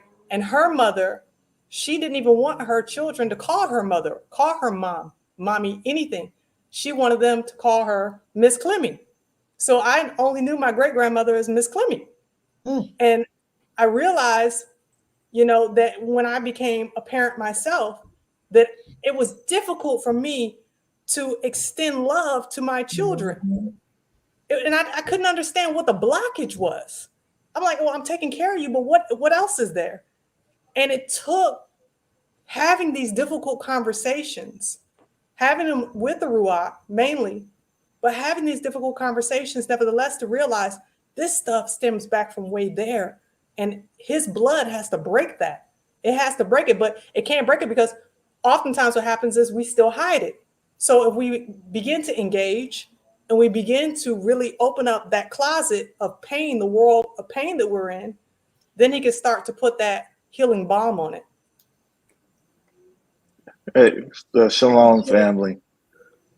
Brother Sister Ashanda, I didn't want to cut in on you like that. I pray that no, this is a great conversation.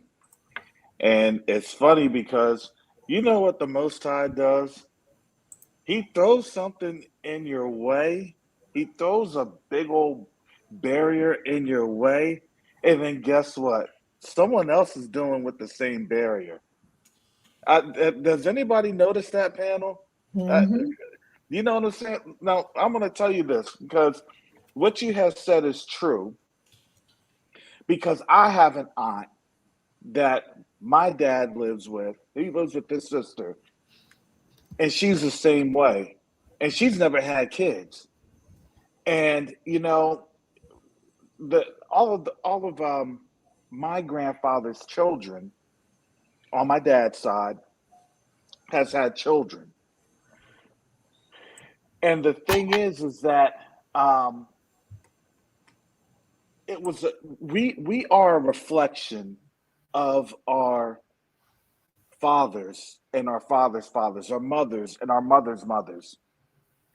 And let me tell you this, because it's hard for a lot of people when you're digging into your past, because my grandmother had committed suicide. And, it turns off a lot of things in your parents when you're trying to. Generational curses are real on Black folks. If I was talking a little bit about this morning, right? Through our pain. And see, we don't, the thing in the church is, well, Jesus is going to make it better. Jesus is going to make it better, right? We were told that, and that's the extent of Black counseling. That's it. That's it.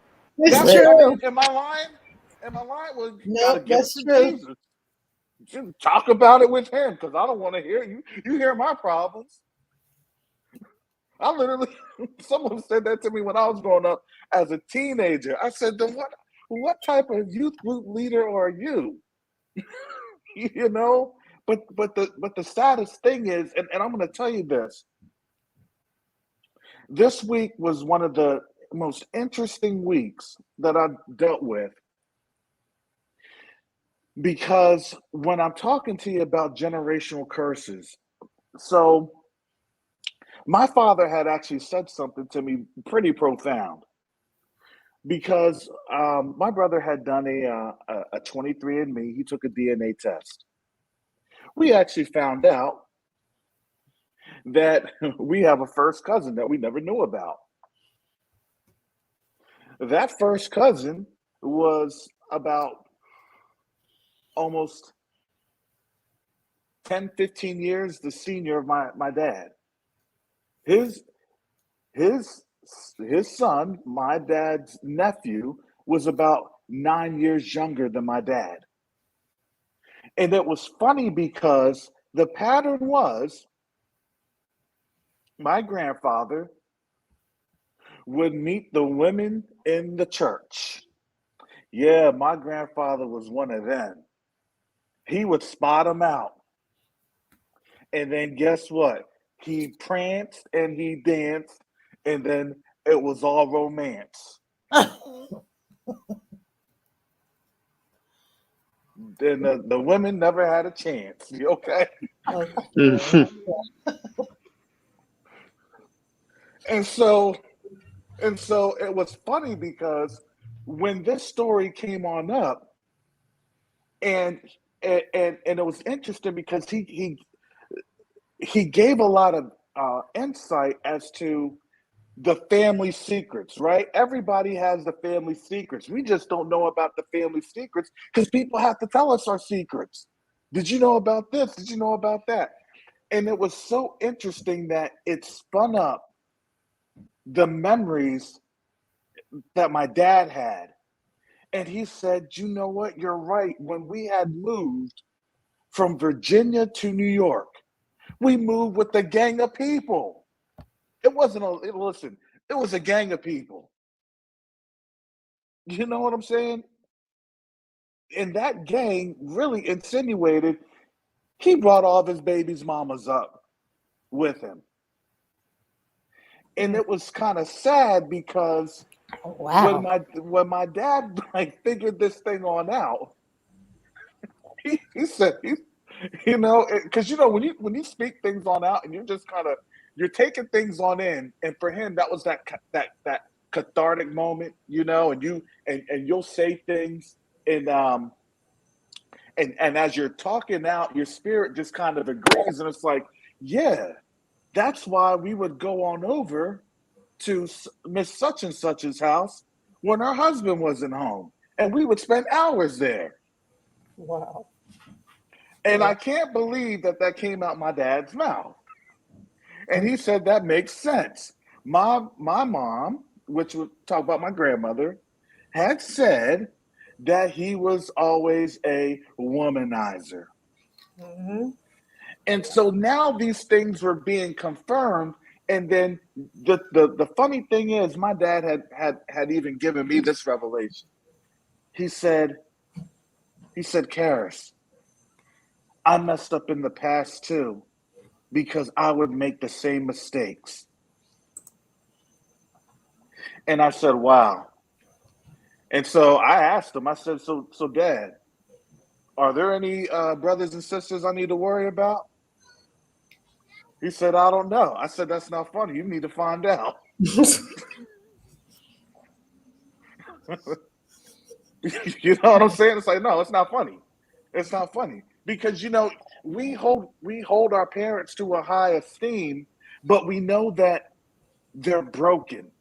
Just like what my kids, they held me to a high esteem, and it's like, I love you all, but I'm broken. And Right. I'm not blaming, you know, the generational curses on my family or my forefathers and things of that nature, because here's the thing.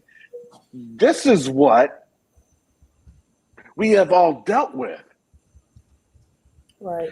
Because our relationships were systematically smashed and shattered. And so now you understand what it does and those tremendous impacts that it does to a family. And you're just like, okay, well, Father, I thank you because I'm trying to live right. I'm trying to work things on out. And you don't even know the spiritual opposition that's not even tied to you. Sometimes you get in trouble because you're not really doing what the physical actions. Do you get what I'm saying? Physically, you're not doing anything wrong, but the spiritual manifestation is what's going on in the hindrance. And I mean, I was going through all that this week, and I'm telling you, things were just, you know. So something had gone on in the comment section. And it was just one of those things. I'm like, you know, a familiar relationship had spotted something in the comment section. I said, I'm surprised that you watched the channel. Well, yeah, but you know, the kids and stuff like that, they'll see it. I'm not trying to give away any danger. You all are smart enough. And I said, so what was the problem with the comment? And all the person had said, it was, you know, you're a piece of work. But I wanted to know, what was it that I said about the comment, because all they saw was a comment of, well, you know, I give money to white people too, and I kind of feel the same way, and you know, what you had just said, without even listening to the context of what was being said in the actual broadcast. But I understood that was a spiritual matter, because you want to know why? Because that's how the enemy attacks you. He attacks you through your family. He attacks you when it's just the most mundane thing. And I understood, okay, that's another attack. I get and I understand the attack, because when you see these things, and then what I've done and what I've learned in these last couple of years is I got to step back whenever I'm engaging, and I just have to say, Father, in the name of Yahushua HaMashiach, Brother Yakoba, you know, man, that blood is that was something else today. Yeah, that was fire. Enjoyed that message. but I said, Father, I need you to talk, because I know, and okay, you can just imagine what I say on, you know, to the general public. What do you think that sarcasm is? So I said, Father, I need your help. I need your help to not put away the sarcasm. And so I sent a text. I said, look, you know, investigate a matter, be Berean. If you read your word, investigate a matter before you do something in ignorance, right? The Most High God doesn't like ignorance.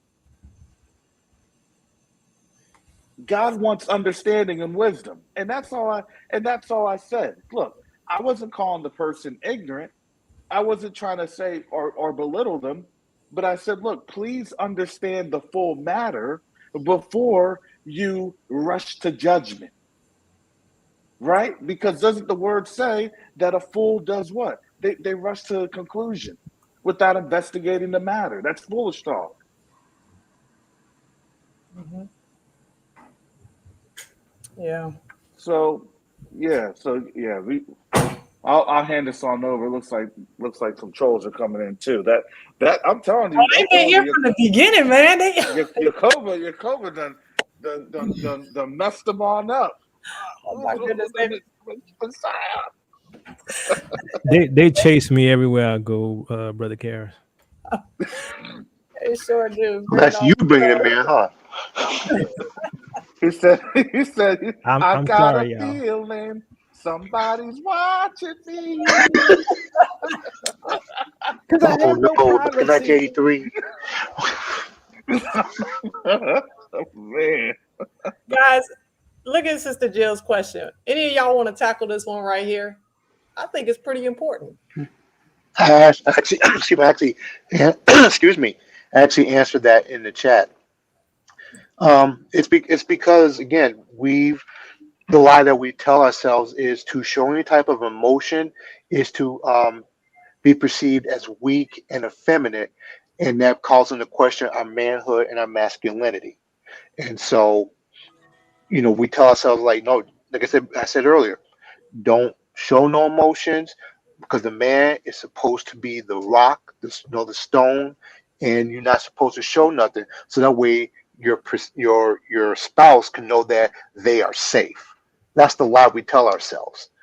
But the reality is when we deal with that through defining what true masculinity is by the word, not by what this world tells us. The world tells us to be Fred Flintstone, to be the quote unquote caveman, and just be that, just to be the physical provider of everything, and that's it. But Yah says otherwise. We're talking about submitting to one to another. When we think the term submit, especially especially as Israelites, when we hear that term submit, we instantly go right back to slavery, thinking, "No, I'm not submitting. No, I'm not doing that." It's like, no, no, no. Submission, the way Yah talks about it, is not being beat over and oppressed. It's actually going and flowing with Yah, how Yah's creation actually operates. That's true submission to Him, because when we're doing that, we're actually operating according to how He designed us. So we have to start looking at things from His perspective, from what the Word tells us. So I'd like to comment on that. And I agree with you, Brother Aerospike. But I'm gonna add a different twist to it. Okay. I think we have difficulty coming together to heal because, you know, the Bible says that the curse will put us at enmity with one another. Mhm. And so a lot of us, we're always fighting, right? We're like, and some of us just straight up gonna do bad and and allow the person get away with it, right? So like for instance, like I told you, I was a minister and you know, the pastor was cheating and the ministers were cheating. And some of the guys I was hanging around with, I didn't know they was cheating. Then I come find out they cheating, right? It's a domino effect. And so I'm the odd man out, right? Because I'm not cheating. Because for me, like I've mentioned on my show many times, is that I'm committed to Yeshua, right? I'm committed to living this life. And so, but everybody isn't. A lot of people are in it for religious reasons, right?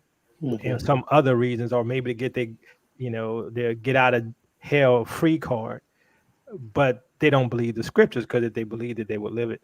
And so there's conflict there with those who want to live holy and those who don't, and the majority don't.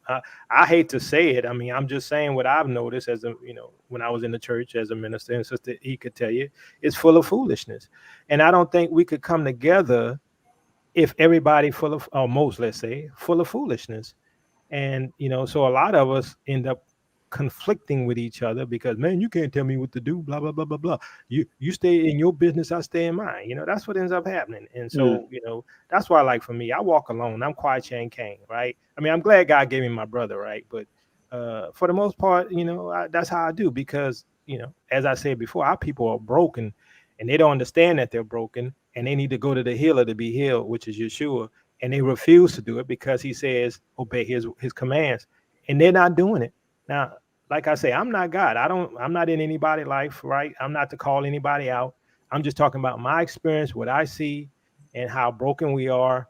And unless we submit to the Most High, it's going to continue to be that way. Some excellent answers. I mean, I don't think it's easy, because I think there's always like this back and forth war, right? Between who is more broken, who is more healed, the black man or the black woman. Even tonight, y'all, I mean, like I get trolls every now and then, but man, the trolls, these Neanderthal white supremacists are just coming out the woodworks tonight. And it's all on this topic. Why? Because we're dealing with our trauma. We're dealing with ourselves in relationship to our Father in heaven.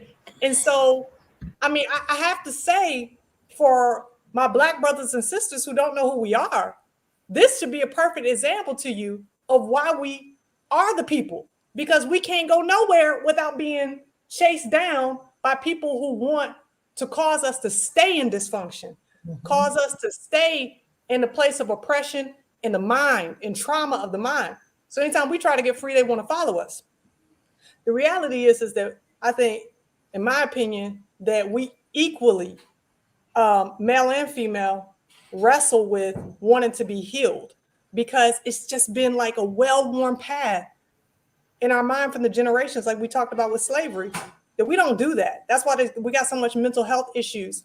And I don't know if y'all recognize, but it seems like all the channels where it's a brother disrespecting a sister, or it's a sister disrespecting a brother, man, they got tons and tons of subscribers, hundreds of thousands of views, because it's constantly playing into the narrative of keep us down, keep us broken. You ain't this, you ain't that.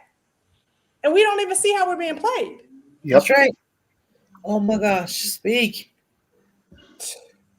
That it's, this is a time where we have to be spiritually sober, and we can't see the landmines that the enemy has set up against us. And it hurts me. I'm really praying for our brothers, because their role is so crucial. And Yah's system is so intricate, and each part is so important, but the role of our brothers is one of the most important components of this machine that Yah is trying to run. And I'm really praying for our brothers, because the landmines that are set up against y'all, all the distractions, all of the infighting and the bickering and the this and the that. And I even see a distraction of everybody saying why they can't come together. But what would happen? And to me, it's like, we don't get along. We don't do this. We don't do that. That's kind of almost reinforcing word curses versus, let's start with one brother.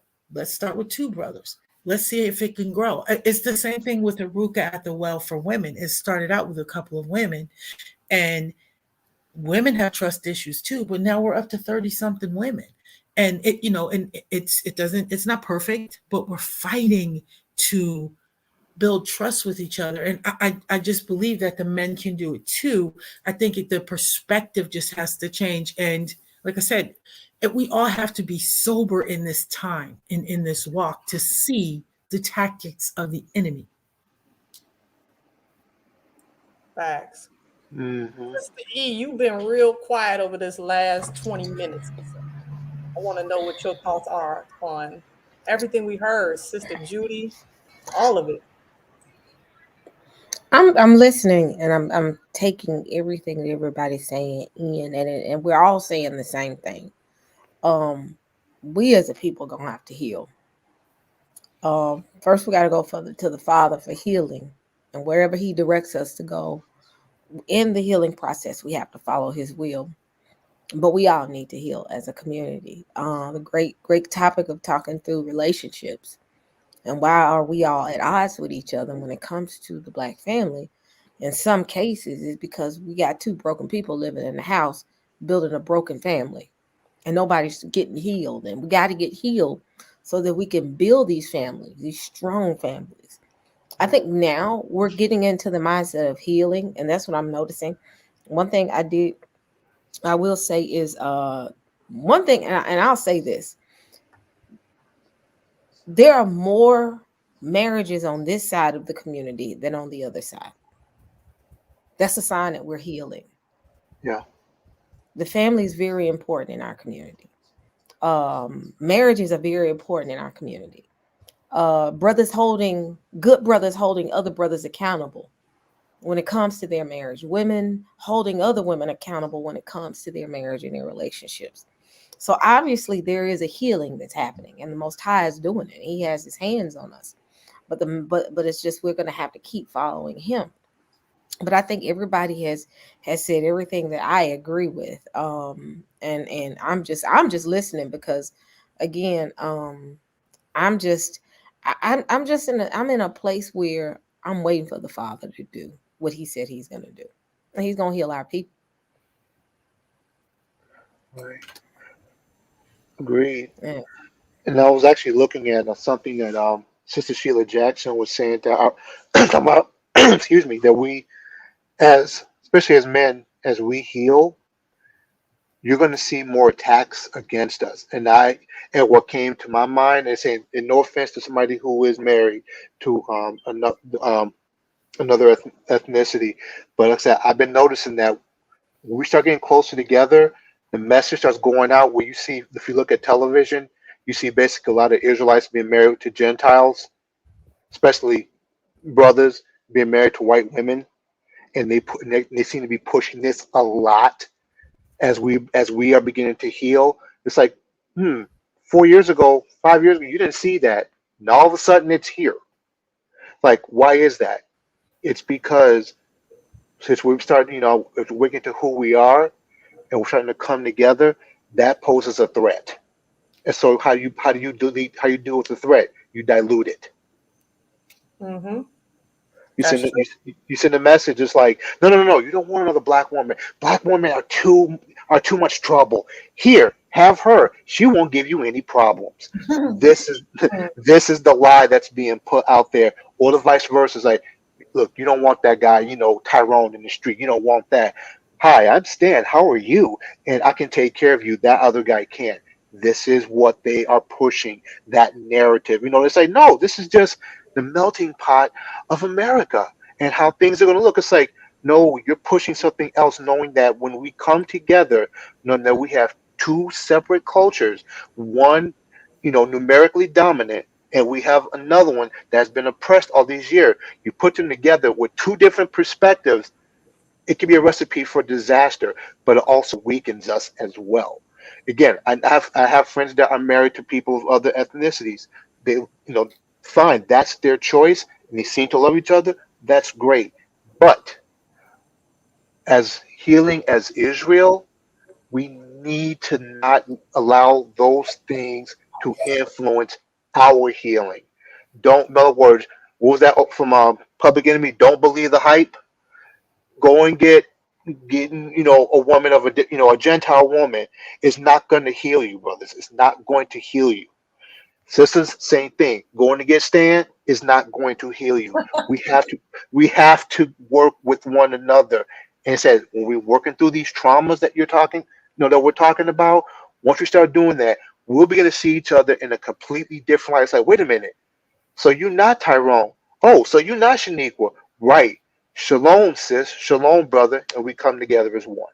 Let me tell you something. With the interracial thing, you're gonna find out that they got issues too. When you hop on that other side of the track, they Yup. got issues too. There's a whole nother set of issues. And when you look at their issues, it makes you realize, wait. The grass is not greener on the other side. Because like I Correct. said, I did it. I ran to the other side and thought I was gonna find peace there because I was so hurt on my side dealing with brothers, and realized, wait, they just as crazy and they got even more issues. Hold on, I gotta stop. I gotta take a break. I need to heal because it's not his fault. It's not Raheem's fault that I'm hurt. Everybody ain't Raheem, and I'm just using the name just for the case that ain't my ex's name, but everybody's not him, because when you see that person, you visualize that hurt and that trauma. So you're trying to run from it and go somewhere else and say it's not as traumatic on that side, and realize it's a whole nother set of trauma on that side. Cultural differences, you at odds with each other. You can't understand why I feel the way I feel. We going back and forth, and you can't see it from my eyes. And it becomes a clash in the house. And before you know it, one person is gonna have to bow down to whatever the other person is saying. Either I'm gonna be just like you, or you're gonna be just like me, or we're gonna fall apart. And who usually been, Sister E? It's usually black person, but Yep. ultimately it wasn't me. And because he was just like, you difficult, you don't see things and it's like it was not going to work from the beginning, and I didn't see it. But with that being said, somebody ends up bending and bowing to him, and you just don't. But again, you see that trauma. I'm just gonna be real with the family. I gotta be real with the family. When And you you know see what else, us, Sister E? You uh-huh. can't be black conscious if you got a white spouse, right? You usually have to Oh, take the middle correct. road, Oh you know? yes. Oh yes. And I was too black conscious, even at that time. But with that being said, I'm gonna be honest. People run to that side because they see trauma on your own side of the house. They're trying to run from the trauma. Yep. But they need to Okay. heal. Oh yeah, they definitely need to heal. They definitely need to heal. And I mean, I'm just gonna be honest. And I actually was gonna do a segment on that to talk about that, talking about interracial relationships and why, and how, why are they stemming up, and ask the question of, because if I've heard black men say black women are too masculine. And you know Yeah. what? When I was growing up, it was taboo to date Hmm. the white Hmm. race, right? And I guess it was good because I probably would have ended up with one because I went to white high school. And the thing is, we don't think about the consequences of those things. It's like, you go to a black party and black folks are there and everybody do the bus stop and it's normal and natural. Hmm. And then the white person come up and do the bus stop and it's all throw everything off kilter, right? It's not normal, it's not natural. Why? Because they out of their mix, they out of their culture, Correct. we're out of, and when we go to theirs, we're out of theirs, but we're accustomed to being in theirs. They're not accustomed to being Hmm. in ours. But we can't talk about these things, Sister E, because they're gonna call us racist. And I don't care what anybody think about me, but one culture ends up dominating the other. Who ends up being the Yes. dominant culture in the house? And that's the question. Right. And we've seen that. I've seen that with people. Again, this is like somebody who might be biracial said this is not for being a front against anybody who is or in that relationship. Said this is just dealing with what we see from history. What's happened, like you said, Sister E. We have two cultures here, one numerically dominant and us. And Hmm. when it comes to, like I said, when it comes to the issues and dealings of the day, when we don't see that other side, all of a sudden you start seeing that oppressive nature coming out of them. Hmm. I've said, unfortunately, like I said, I've seen it with family members of my own. Well, I've seen, somebody in my family who married a Gentile, and when the whole when you talk about Black Lives Matter and so forth, this person said, "No, all lives matter," and I'm like, I know exactly why they said that. I Hmm. know exactly why they said that. It's like, here we go. But what's my train of thought? I was gonna say again, transparency of myself. If you would have asked me 30 years ago, would I have, married, a Gentile? I'd be like, oh yeah, definitely, most definitely, because black women did not like me because I was, Mm. because I said I'm a sci-fi geek. I was a nerd, big guy, glasses, wasn't into basketball, sports, big cars, blinging out. I didn't have super big high top fade. I didn't have any of that. I wasn't the bad, boy. I didn't like that. I was more think about like, how do I get off this planet? How do I, write a cyberpunk novel? That was me. And for a lot of our people in culture, that they were like, we're not rolling with that. Mm. We don't That's like so that. crazy. But That's a white woman, oh yeah, they were like, oh, that's cool. I like that. And it would be like, hey, she likes me. Yep. So, Well, so I understand. so I look at the agenda right now, that the interracial agenda, because when I had gotten married back in the early 2000s, that wasn't it was there, but it wasn't heavily pushed. It wasn't heavily pushed. And then what obviously led to my divorce was my remembrance of who I was, because it was like, well, I understood. I said, I knew too much. I was like, I know too much.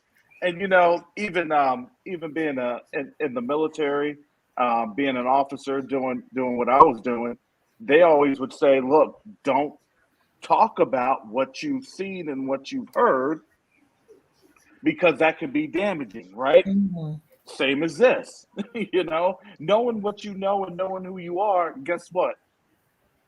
If you have light and darkness, exactly, darkness and the light will always clash.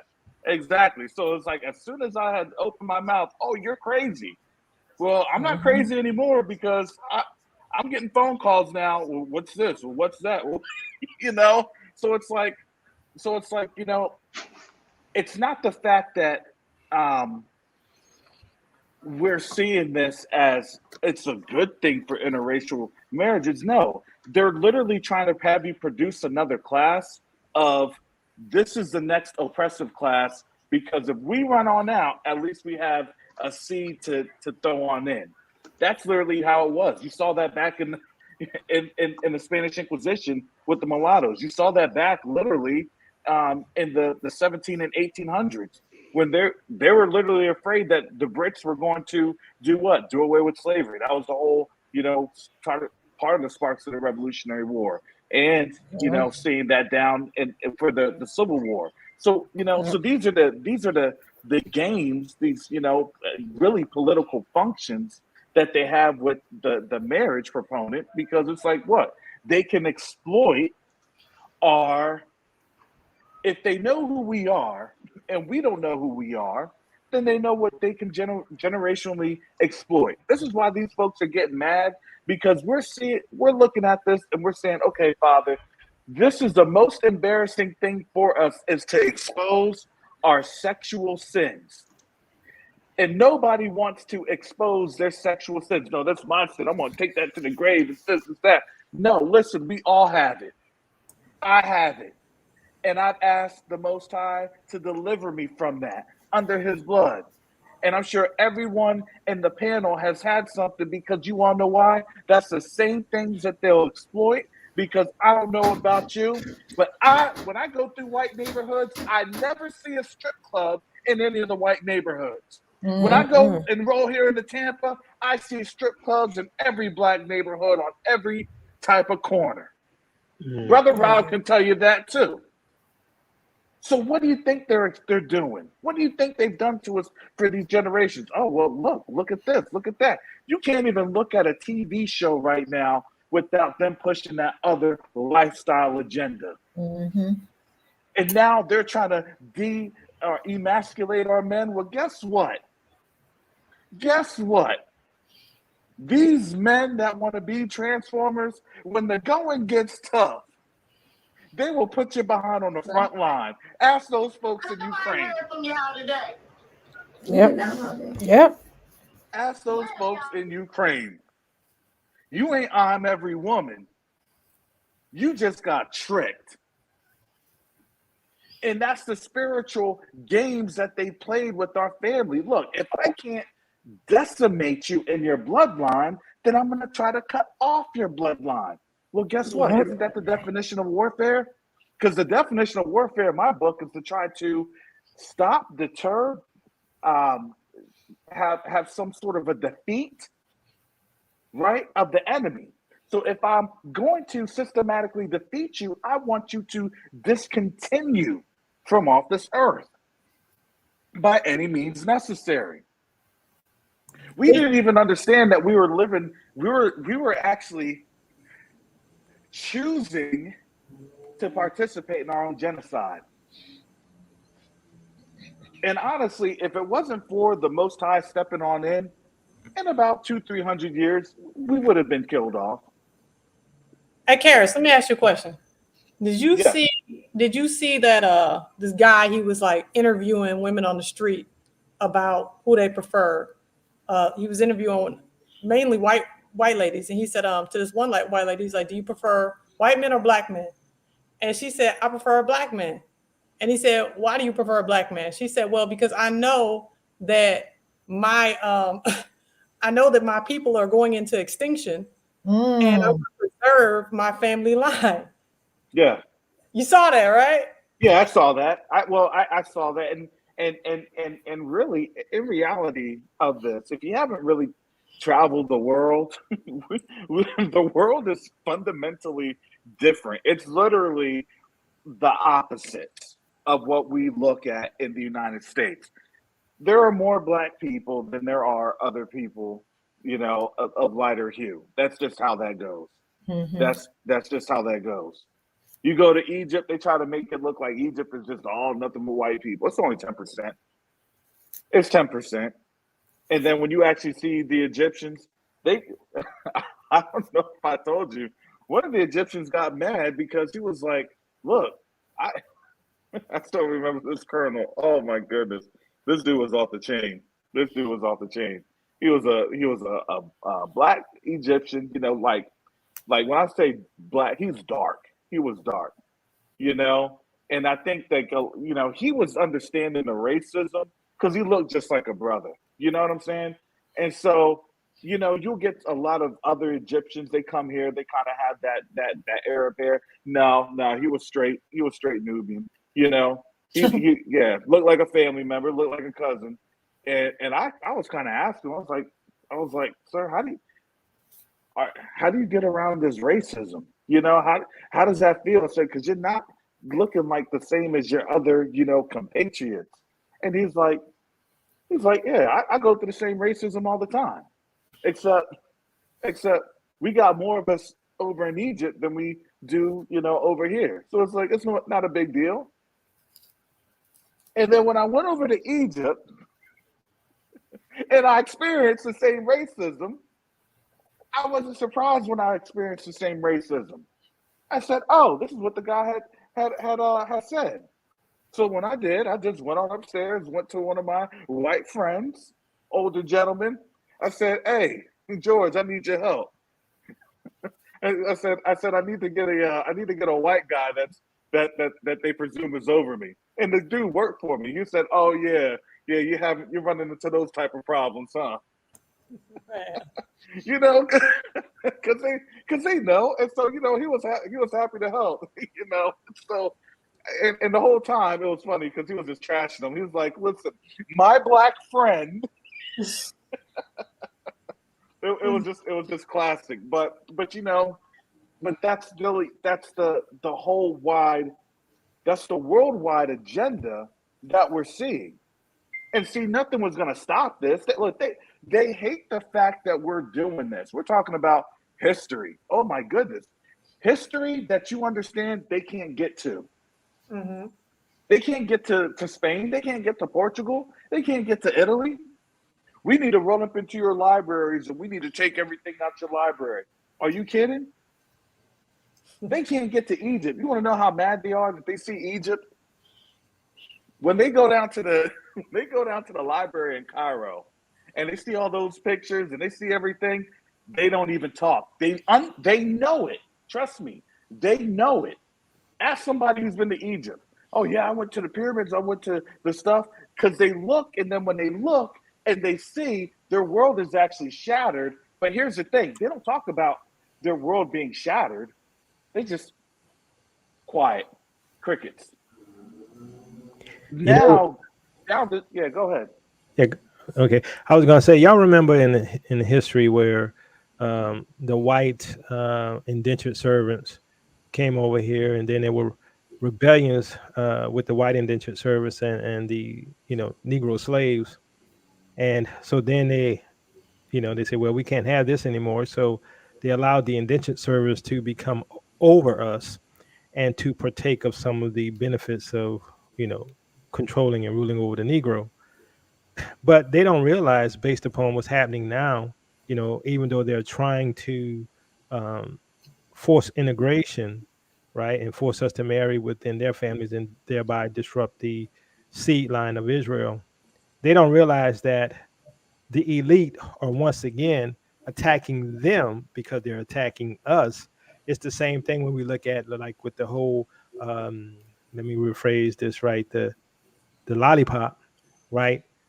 They're attacking us, but they're also attacking them. Same thing like with Ukraine. All this stuff, people don't realize that everything is because we have awakened, right? And so all of these attacks that are coming against us is coming on that lower class white group, right? Not the ones who at the 1%, you know, the elite, but That's the right. lower level, they're feeling all the pain because of us.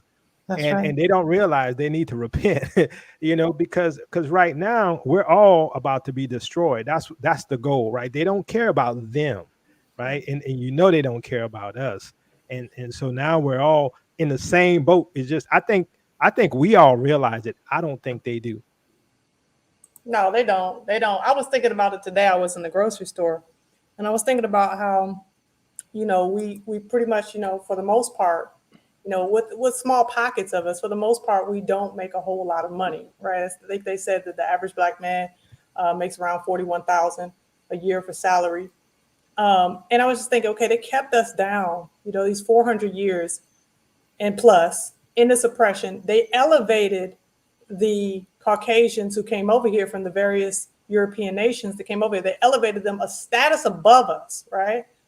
But they still kept them. They just did that for pride's sake, right? They did that so that these people would think that they're better than us. But really, they didn't care about them either. But it's difficult for them now because they've always thought that the people on top cared about them because they made them lords over us. And now they're seeing, no, they don't care about you neither. So now it's all like, I want to take America back and I want to take my country back and blah, blah, this and that.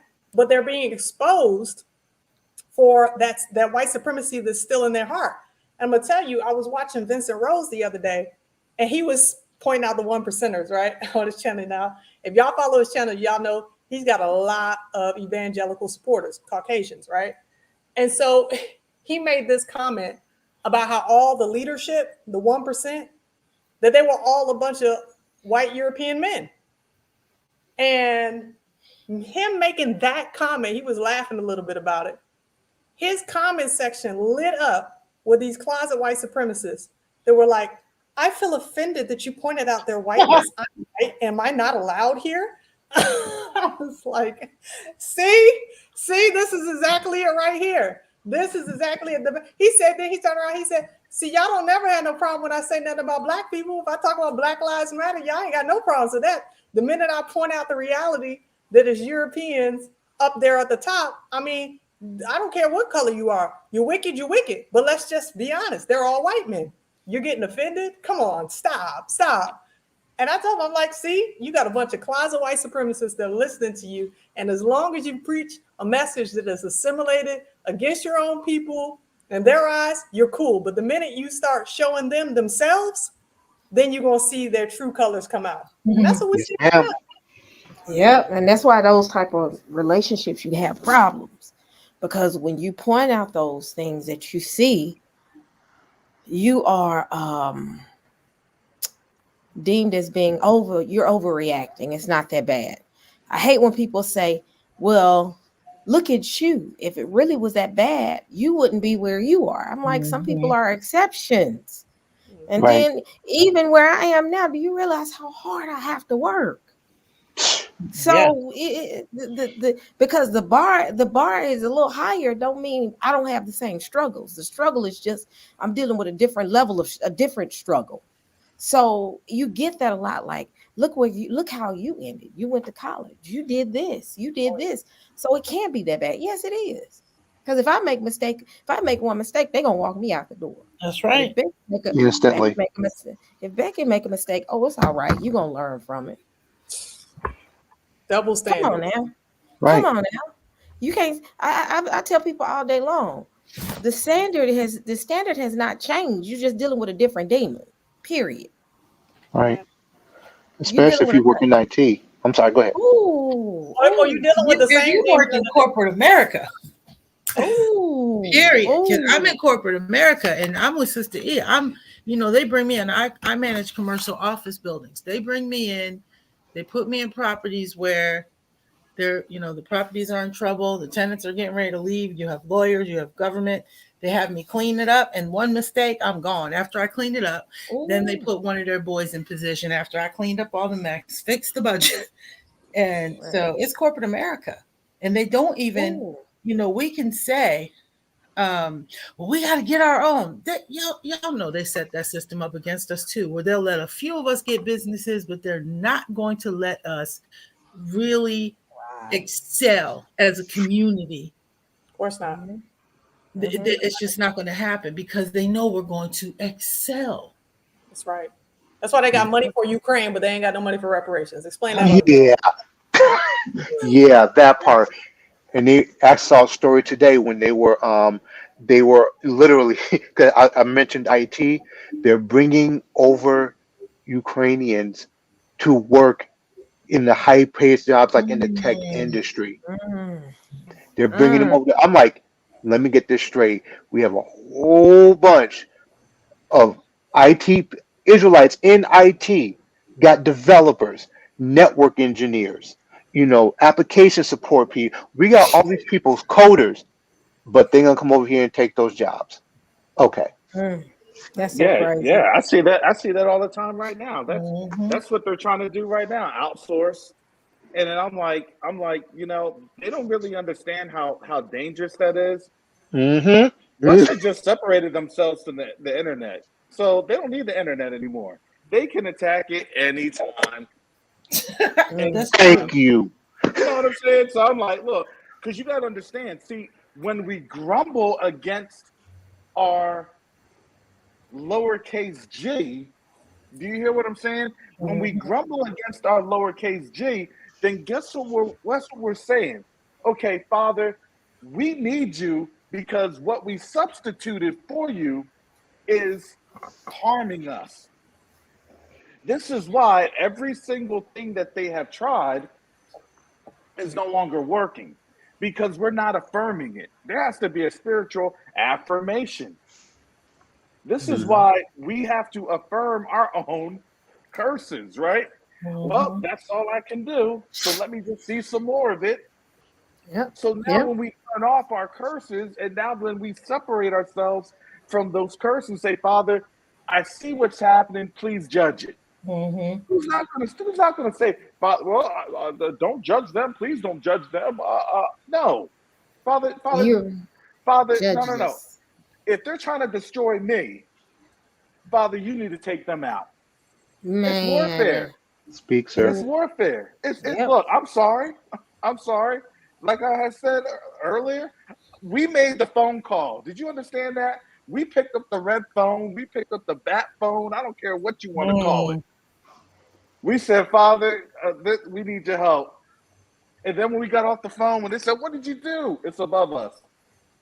It's above us. Yes, sir. We call them the spiritual rail guns, man.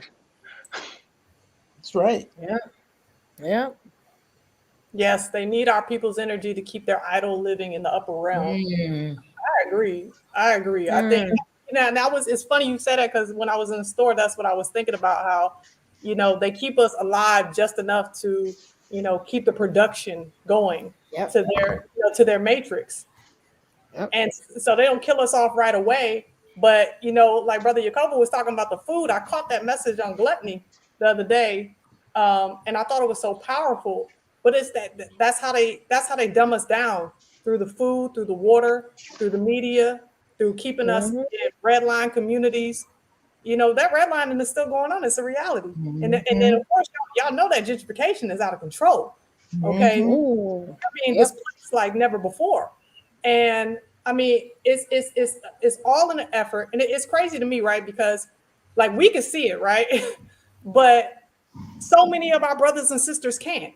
They're going back and forth and bickering with one another. And, oh, you ain't a high value man. Oh, you're not a. Oh, I'm tired of that. You know what I'm saying?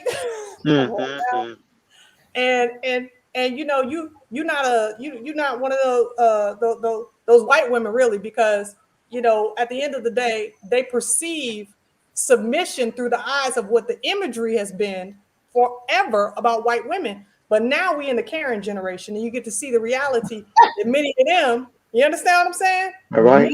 Many of them ain't what they appear to be. So we're back and forth bickering with one another, and they love it. They love the back and forth, but they put their dollars behind it. This is what I'm talking about when you see these platforms where you got the Kevin Samuels platform, and it's not everything that Kevin Samuels says that is wrong. I think there's things that he says that are valuable.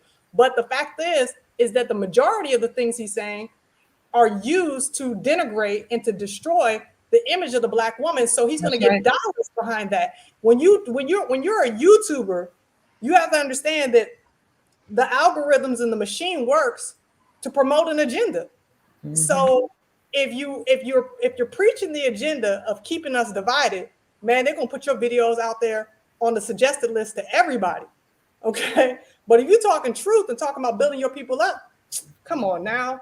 I mean, the video I did last week, I ain't even gonna lie. The video I did last week didn't make 1,000 views. And I know that that's because YouTube shadow banned that video because I was talking about how much Yah loves Israel.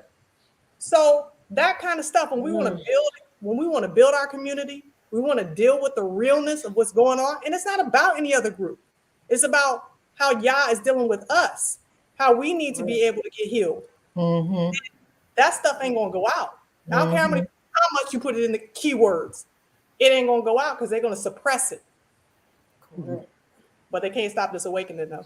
I was going to say, I feel like they're still scratching their heads because they've been able to annihilate other nations and they just can't figure out why they can't destroy us. And I mean, we know why. Even with gentrification, do y'all feel like with gentrification, Yah is allowing them to strategically do this so that he moves us out of the way to be protected when he comes through and does a sweep? You know, Jill, I was thinking that. Let me tell you something.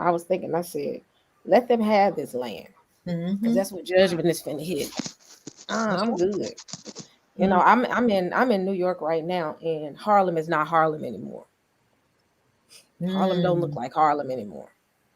I was looking last time I was here. I was looking, and I was at a restaurant. And I was looking, and I said, Harlem is no longer Black. Totally.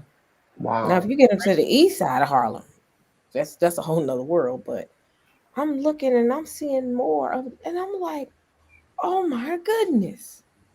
I'm telling y'all, this gentrification is serious business. That's why when I went to DC and they was telling me there was poodle shops in Anacostia in Southeast DC, I'm like, what? this DC we talking about? This Chocolate City, right? Yeah. No, Chocolate City ain't chocolate no more. No, it's not. It's your lane. So let me ask y'all right quick. Where do they want us to go? Because they are gentrifying every place. Ever since Katrina, all the little places where Black folks grew up and used to live, where the projects used to be, new different homes and all these things. All of this stuff is gone. Where the Ninth Ward, most of it destroyed. Where they plan for us to go? That's my question. Maybe that's why we had the whole issue the last 2 years. They had other plans for us. Well, I can tell you right now, from Chicago, there were places called the Ida B. Wells homes, Cabrini Green. These were basically the projects back then, and they have been gentrified over the years. And the people who were living there came out to the suburbs and beyond. That's basically what they're doing. You say so. In other words, where I'm at, I can go to the south side of town, and when I get over there, I could swear I have stepped on the west side of Chicago because the people from the west side of Chicago are out here. For where I'm at is a cornfield. Wow. Wow. So yeah, literally just drive down. It's like, one side of the town, it's nice, the quiet little area. Go further south because where I'm at, we're like in pockets. You go there. I went to a restaurant there. It's like I'm on the west side. This is the west side. So I'm on Kedzie, or Pulaski for people who know the Chicago area. I'm on Pulaski. This is what it looks like now, and that's what the people are like. We basically everybody got pushed out way outside the city. Wow, they having a hard time with Memphis, though. I say that much. Gentrification is having a rough time with Memphis because Memphis is I'm talking about serious chocolate city all over the city, and there are certain pockets of areas in Memphis is being gentrified, but it's like I really believe it's gonna take some decades if they have that time to do that because it's just that it's gonna be hard. I think Memphis is hard, but they are trying to get the major, the Detroits and the Chicagos, and Memphis is on that map. They trying to, taking the urban out and change it, So, but they can have it. That's how I feel. I don't even care. I'm like, y'all can have this. I know, right? Because the soil is cursed anyway. So It's a whole, say that. they're setting themselves up. I think they are like DC. Yeah, I left for 2 years. I came back and I'm like, what the world driving through DC? And I mean, a lot of them, Ashanda, a lot of our folks came into PG County, but even like Suitland, the rougher areas, Oxon Hill, they're taking that over too. Stop. They're taking Oxon Hill. Y'all understand? I grew up in Oxon Hill Village. Okay, right from what is it, Riverside? That area, they taking over that. They're easing in. They're easing into Suitland and what's that other, Fort Washington, because the National Harbor. So they're easing in. Oh, yeah. I'm gonna tell you something. They over there by Howard. Oh yeah. Oh, they over there by Howard. They be so funny. Got a rat problem over at Howard University. You said what? Don't they got a rat problem? They got a rat problem in DC. Period. I don't know if they got a rat problem in Howard, but I know that I've seen numerous times. I've come on campus to do something or pay somebody to pick Madison up or something, and they just be walking around walking their dogs. But what's so funny is them black kids gonna be black kids. I said y'all are disturbing the peace because they gonna have their cars. They gonna be outside stepping, and you got across the street an apartment complex that's predominantly, pretty much white. Black kids still doing what they want to do. I said, bless they heart. They didn't think through it, did they? Because that HBCU ain't going nowhere, and them kids gonna still do what they do. Do they be trying to call the police on them though? That's their I hadn't seen it. It's kind of hard to call the police on them. There's too many of them. But they did that one store. It was like a Metro PCS store. Y'all remember that was on the news, and they were playing go-go in there, and white folks called the police. So they had a huge block party because these white folks kept complaining. They moved into our neighborhoods, and so they were complaining about the go-go music coming out of Metro PCS. So thousands of black people. They ain't messing with their go-go. They ain't messing with that. They ain't messing with that. No, they were in the streets having a go-go block party in front of the person's house. They called the police. Yes. That is so hilarious. That is so hilarious. I just laugh at it. It'd be fun. I'm gonna be honest, y'all. And I know we changed the subject, but it'd be funny to me because they'll be in one side of the street and Howard students will be across the street. They gonna be who they gonna be. They're my children. They're gonna be 100% black. They ain't sugar coated. They gonna do what they gonna do, and they'll try. They'll walk around campus. Them kids still gonna be the same. I said they didn't think through that. They didn't think through it, did they? Because they gonna have their step shows. Them kids gonna be. I mean, it's hilarious to me, y'all. I be laughing. I said, bless they heart. When the CD, I don't want to say it because I don't want to get nobody's channel messed up. The kids wasn't over there, so it was peaceful and quiet. The kids wasn't on campus. Now that they back, I don't think they taking it too well at all. They can't wait till the summer. Well, they just might have to deal with it because we're gonna be who we are. Period. We're gonna be who we are. Okay, and that's how we are. They've never been able to stamp out the greatness of who we are altogether. They took our name, they took our culture, our faith, they took the Father's name out of our mouth, they took the Son's name out of our mouth, but he put himself into our DNA. And at the end of the day, he's coming back for us. To answer your question, Lily, what are we going to do?